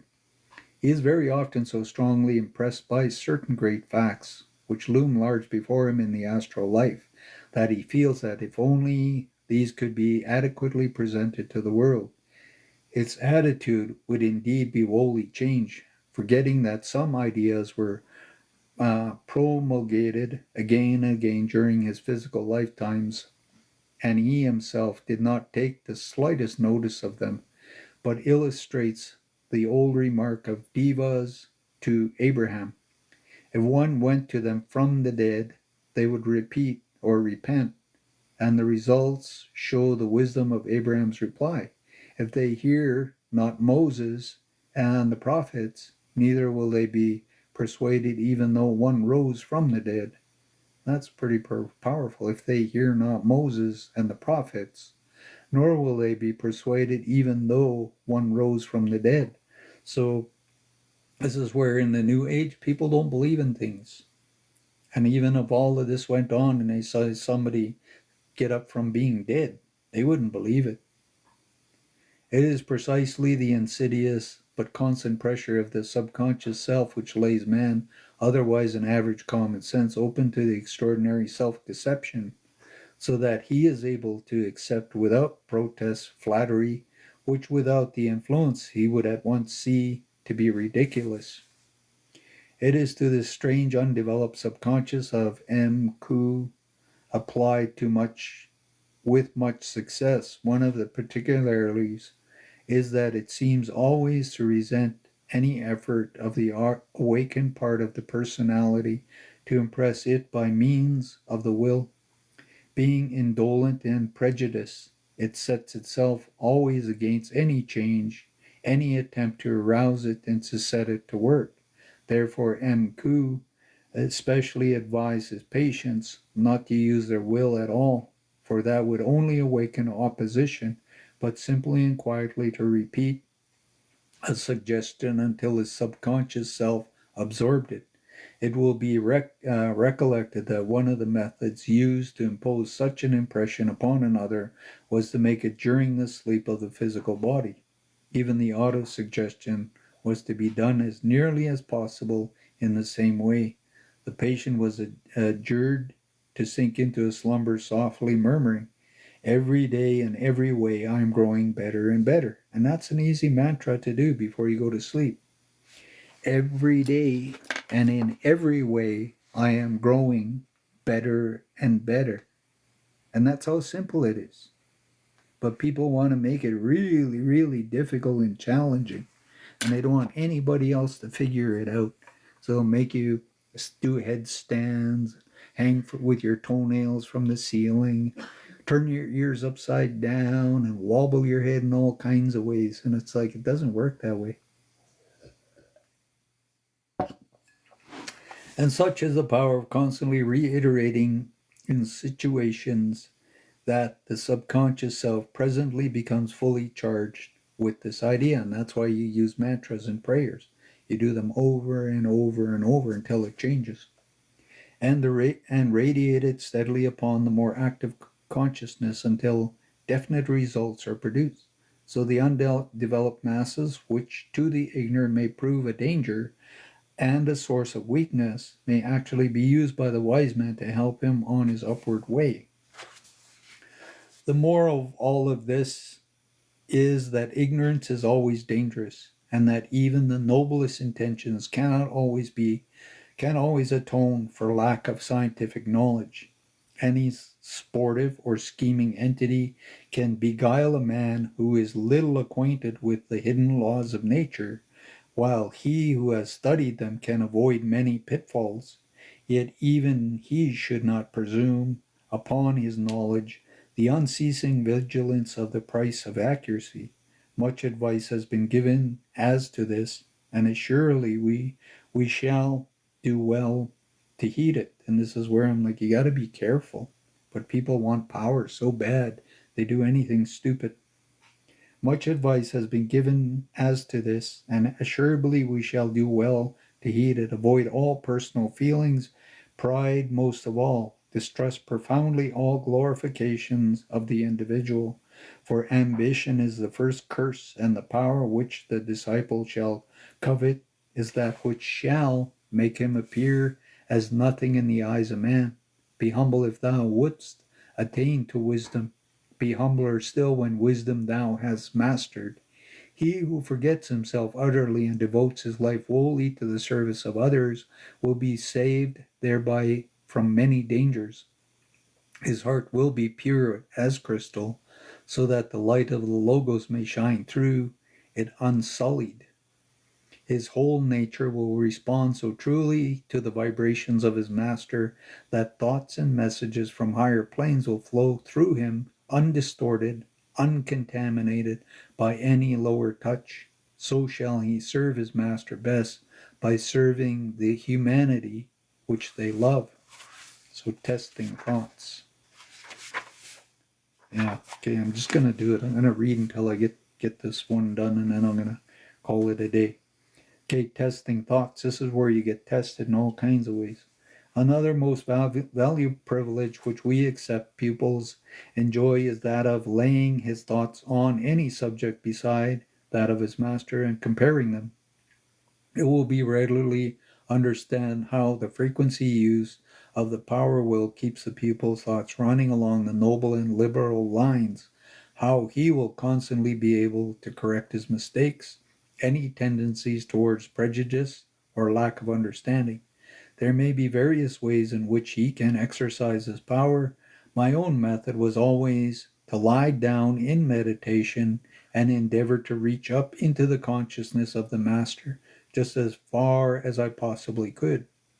When I had reached the highest point that was for the time possible to me, I suddenly turned and looked back, as it were, upon the subject in question, and instantly received an impression of how it appeared to the master. It was probably very far from being a perfect impression, but at least it showed me that he thought on the matter, as far as I was able to enter into his thought. Care, however, must be taken in this wonderful privilege is not misused. It is given to us as a power of unlimited reference in questions of great difficulty or in cases where we have no sufficient ground for judgment and yet have to come to some decision. But it is by no means intended to save us the trouble of thinking or to be applied to the decision of ordinary everyday questions which we are perfectly competent to settle ourselves. And this is where people will come to me over and over and over with the same question, and I'll give them the answer. And then they'll go to other people, and then they'll come back and do the same thing. And like I say, it doesn't change anything. It's like you got to do the work. And the more you do the work, the more these things come to you. Those who meditate along a master and form a strong thought image of him, as do the members of esoteric schools, presently find that thought image is definitely vivified by the master, so that they receive through it an unmistakable outpouring of spiritual force. This is as it should be. This is precisely the object of such meditation. Through it, the pupil comes to know the influence so well that he can always recognize it. There have been cases, though they are happily rare, in which some evil entity has personated a master. So this is where I say they're tricksters. They'll pretend to be Jesus. They'll pretend to be Archangel Michael. They'll pretend to be all kinds of things, and they'll fool people into doing things. So they personify masters in order to deceive a student, but such an attempt can succeed only if there is the latter some subtle weakness, such as conceit, ambition, jealousy, or selfishness. And you'll see it in a lot of people, which an insidious temper can arouse and foster until it becomes a fatal bar to spiritual progress.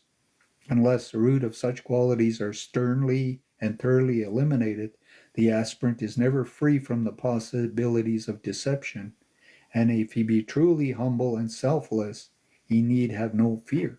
That's why I don't fear anything, because I've done this all my life. The candidate for acceptance must necessarily watch himself closely if he has not received any direct hint from the master or from older pupils as a special failing which he must try to avoid. He will do his best to observe these for himself, and having once decided upon them, to be told of them, he will exercise unceasing vigilance against them. So there's these negative things I try to trick. I call them tricksters. At the same time, he should be warned on no account to overdo his introspections and allow himself to be morbid. The safest of all lines for him is to concentrate his attention on the helping of others.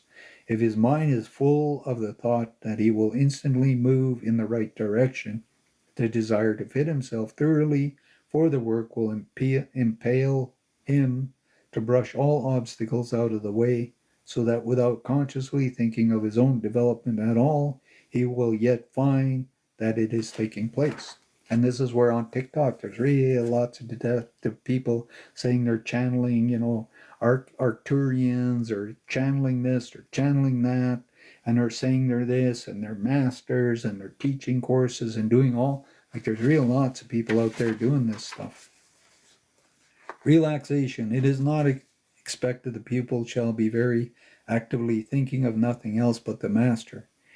It is expected that the form of the master shall always be in the background of his mind, always within immediate reach, always there who need it in the vicissitude of life. Our minds, like bowstrings, cannot be kept always taut. Reasonable relaxation and change of thought is one of the necessities of mental health. The pupil should be exceedingly careful that there is no slight tinge or impurity of unkindness about his relaxation. No thought should ever be permitted, even for a moment, which the pupil would be ashamed that his master should see. There is no harm whatsoever in reading a good novel for the sake of diversion, and thought forms endangered by it would not in any way interfere with the current of the master thought. But there are many novels full of evil insinuations, novels which bring impure thought forms before the mind, novels which glorify crime, and others which concentrate the thought of their reader on the most unsavory problems of life, or vividly depict senses of hatred and cruelty. All such should be rigorously avoided. In the same way, there is no harm in taking part in or watching all ordinary games which are fairly played, but any which are rough and boisterous, in which any sort of cruelty is involved, in any in which there is likelihood of injury to a man or a beast, all these are absolutely barred. So 1.5 more pages, then I'm going to read the dark powers.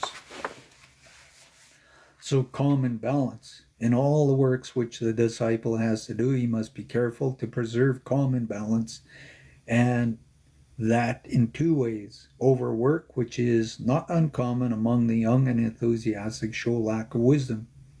Each of us should do as much as we can, but there is a limit to which is not wise to exceed. I have heard our great president say, "What I have not time to do is not my work." Yet no one labors more strenuously and unceasingly than she. If we use our forces reasonably for the task to the day, we ought to be stronger to face the duties which tomorrow brings. To overstrain ourselves today so that we shall be useless tomorrow is not really intelligent service, for we spoil our powers for future work in order to gratify today unbalanced enthusiasm. Of course, emergencies occasionally arise in which prudence must be cast aside in order that some pieces of work may be finished in time, but the wise craftsman will try to look ahead sufficiently to avoid the unnecessary crises of that sort. The second way in which the disciple must endeavor to preserve calm and balance is with regard to his own interior attitude. And certain amount of exterior influences are always playing upon us, some astral and mental, some purely physical, and though we are usually entirely unconscious of them, nevertheless they affect us more or less. On the physical plane, the temperature and the state of the weather, the amount of moisture in the atmosphere, overfatigue, and conditions of one's digestive organs. All these things and many more are factors in our feeling of general well-being, and that feeling in turn affects not only our happiness but our capacity for work. Equally, without knowledge, we are liable to be affected by astral conditions which vary in different parts of the world just as climates, temperatures, and physical surroundings do. Sometimes in the life of the other world, an unpleasant companion attaches itself to us and is dismissed only with difficulty. In the astral world, it is far less easy to rid oneself of some parasitical, disposed degenerate, or even some unfortunate, defunct person drowned in the depths of despair. And this is where people will trap their energies because they want to be in misery and everything, and they'll trap their energies to you. Hey, kaput, tansai. I'm reading The Masters and the Path by Charles W. Leadbeater. So these entities are around people and they'll cling to you and they want you to save them. This is where people become schizophrenic and they want to attach to you. And they do this, and these entities will do that too. Such an one clinging convulsively to a man may drain away much of his vitality and flood him with gloom and desperation without being in the slightest degree helped thereby. And this is where I'm very careful of what is around me, because if my switch and all of a sudden I'm getting really weird, I'm like, this is not mine. And some kind of entity or spirit comes in and tries to do things. And sometimes people want all your energy and they try to send you all their bad and they try to take your good. We may be quite unaware of such an entity even if we know of it, and often no easy matter to relieve his distress, or if that is be impossible, to shake off the incubus of his presence. So these entities, some of them are really bad in the astral plane. There are unconscious vampires in the astral plane just as there are on the physical, and in both cases they are most difficult to help. The general development of the pupil makes him readily responsive to all the influences whether he is aware of them or not, so he is likely to find himself occasionally inexplicably elated, or depressed. The astral element immensely enjoys violent altercations of feelings and does all of that he can to encourage them. But the disciple should not allow himself to be the playground of all these changing moods. He should endeavor to maintain a steady level of joyous serenity, unruffled by passing agitation. And this is where you got to be careful. Sometimes people go to people to get cleansed and all kinds of stuff. Like a lot of Reiki masters never clean their energy. They just pass one energy into the next person, to the next, to the next, to the next. And whoever comes in, if they got entities in that, then they take it all, dump it in their room. Somebody comes in. Now that person absorbs all that bad energy. And this goes on all the time in healing centers and that.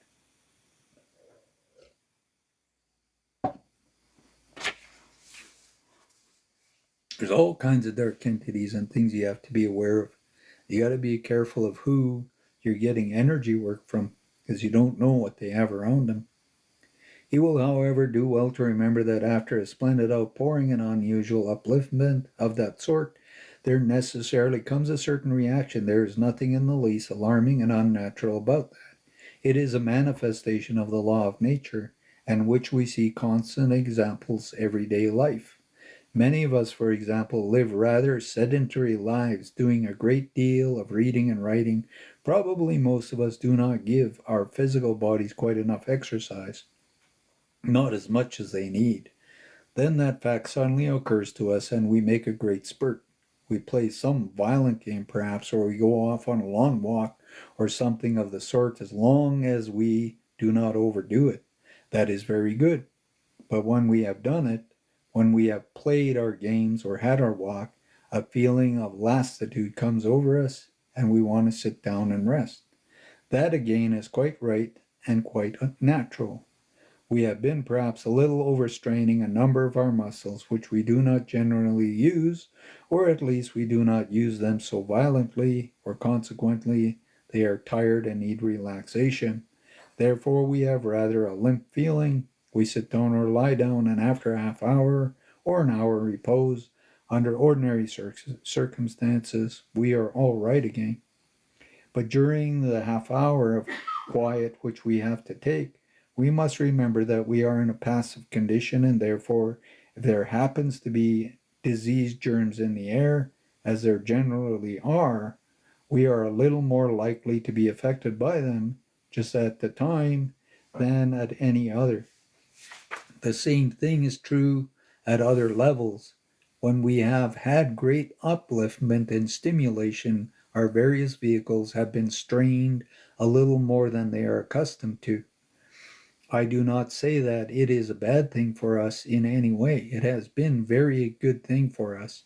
But still the fact remains that our various bodies have done more than they generally do, and consequently there comes this period when they need relief from that strain. There are various ways in which that period of rest has its little dangerous, the relaxation, the slipping back from the heights to that which we have been living, brings first of all the certain risk that we may slip back into the trifle too far, that letting ourselves subdue somewhat from the exalted spiritual condition, we may glide further down into materiality than in ordinary life, so that some little causal temptations which in general way would have no effect upon us may be possible caught us unaware. That is one possibility against which we may not be on guard. Some little temptations which usually we should hardly notice. In the slight reactions of fatigue, we might feel a little more self-indulgent than we should normally be, and so we might make some quite foolish mistakes which commonly we should not make. There is a correspondence to the disease germ too, which we are arresting. There are all sorts of thought forms floating about, some pleasant enough, some distinctly unpleasant, many of them, at any rate, below the level at which our thoughts ordinarily work. We should be more likely to be affected by those during the reaction period. And then I'll read this thought powers, and then I'm going to finish at that. I'm not finished this chapter, but I'm going to stop there.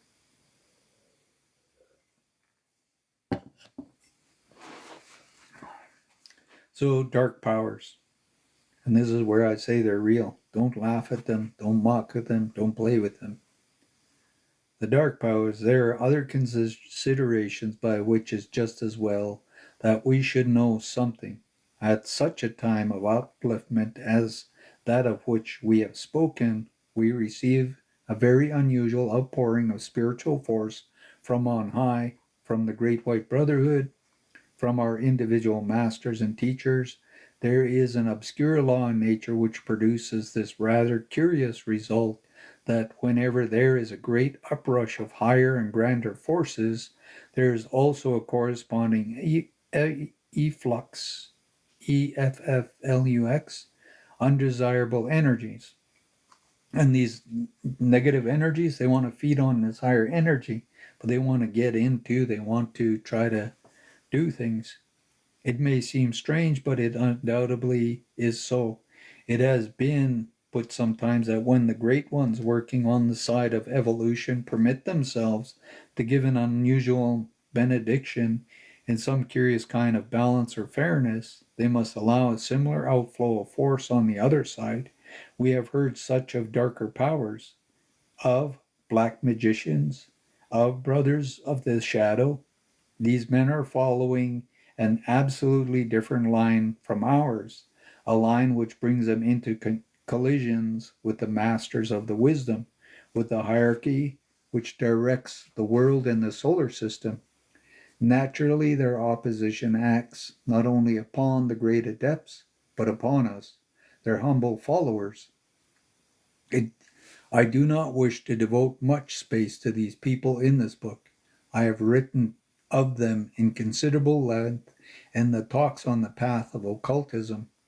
I have little to add to what is there stated, except to say that one theory on which they justify to themselves their amazing proceedings is that the Logos does not really wish for union, that his intentions in evolution is the development of each individual to the highest possible level.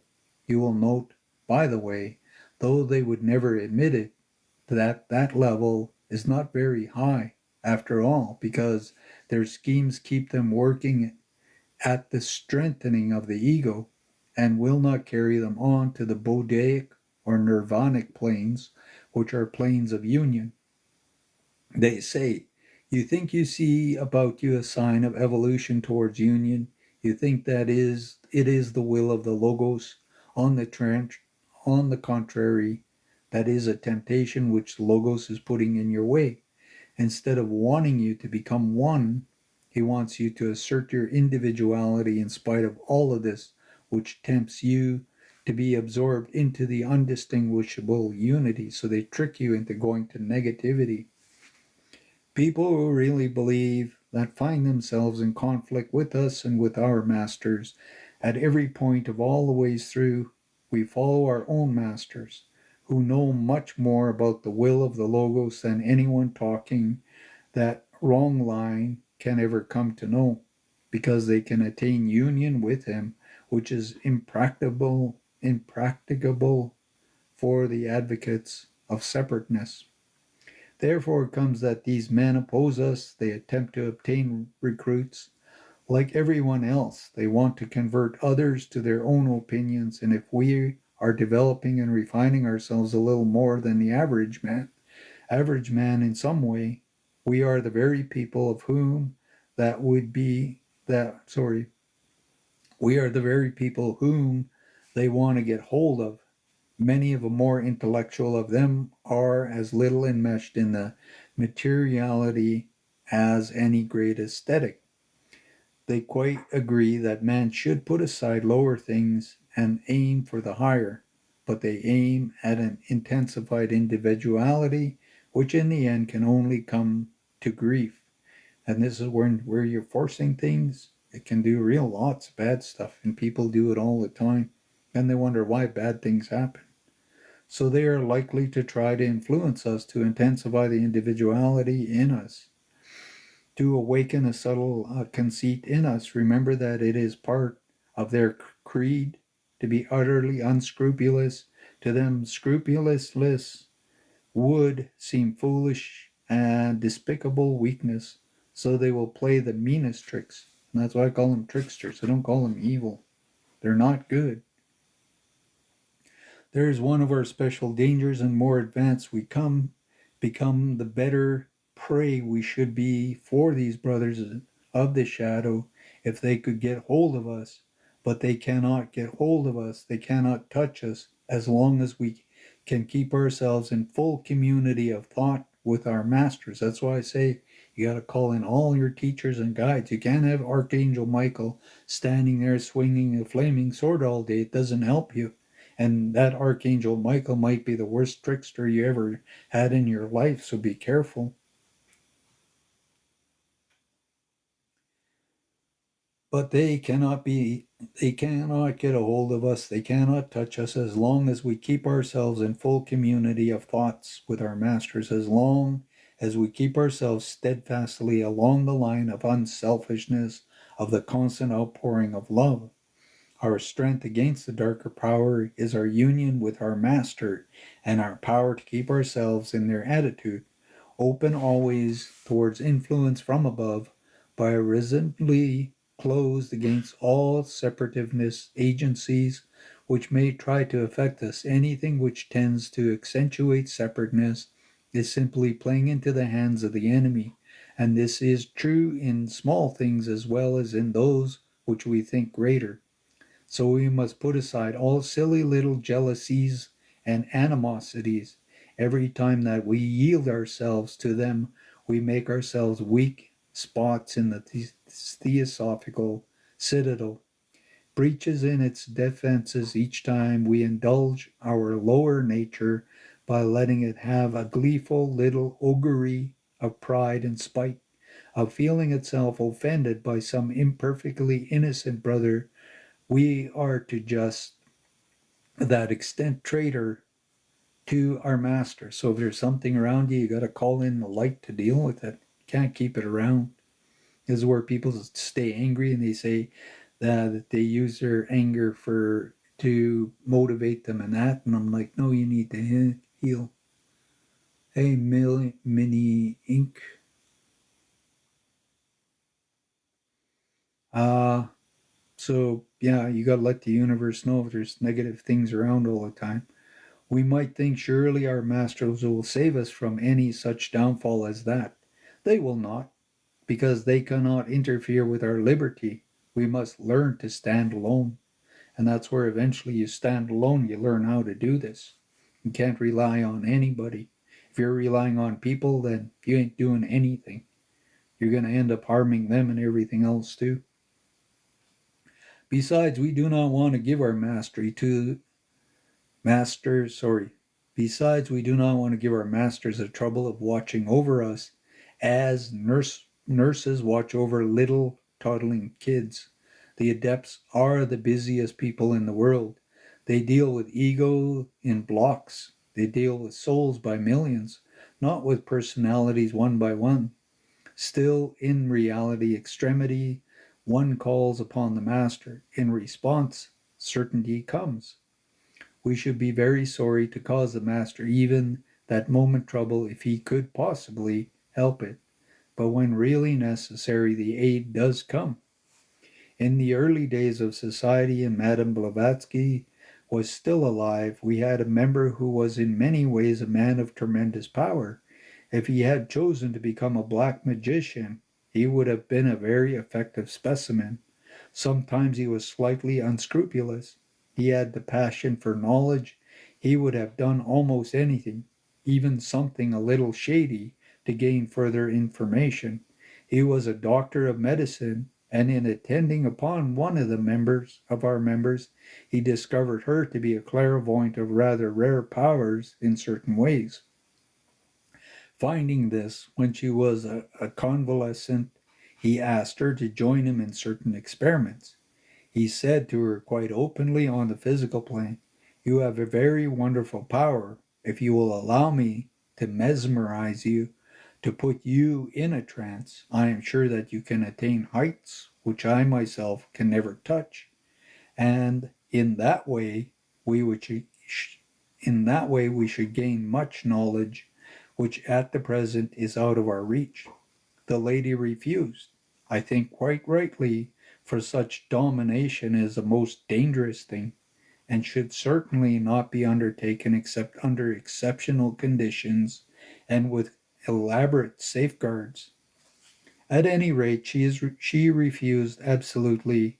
The doctor was very much dissatisfied and declined to take no for an answer, but for the time he went his way. That same night he materialized in her bedroom, and this is where people astral travel and they'll come into your sleep at night. He materialized in her bedroom and began to attempt mesmeric passes. So he's trying to implant things into the person. And there's lots of people out there that do this kind of shit.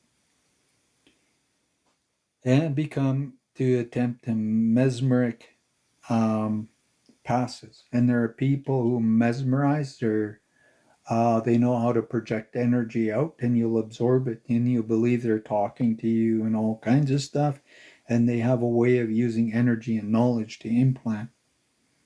Not unnaturally, she is intensely angry. She felt a great sense of flaming outrage that he should dare to intrude upon her, that he should try to force upon her what he had definitely and after due consideration declined. And she set herself to fight against his influence with all her strength. But she quickly realized that her mental power was nothing as compared to his, that her will was being slowly but surely overborne. So, knowing that she was fighting a losing battle, she called upon her master, the master Kuthumi, for the help. The result was not only instantaneous, but it astonished her beyond words.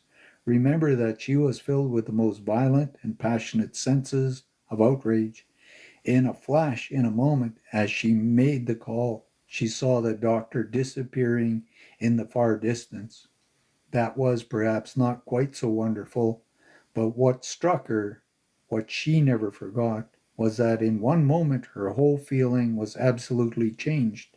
The anger was gone, the sense of outrage was gone, and all that she felt towards a disappearing doctor was profound regret that the man who had such wonderful powers should misuse them in that way. So you see, when there is a real extremity, help is at hand. But I think none of us will call for it unless we are absolutely forced to do so. And this is the hubcap master. And I got really, really angry and I cut him off and never wanted him in my life again. And I dreamed years before, one day, I saw him going into the darkness and disappearing. And I tried going in the darkness to find him. And then one day I heard he died, and I was like, oh, that's why I couldn't go in the darkness and find him. So you see, when there is a real extremity, help is at hand. But I think none of you will call for it unless we are absolutely forced to do so. Think of others and not yourself. Think of loyalty and love to your masters and how you can serve him best by spreading his influence among your brethren.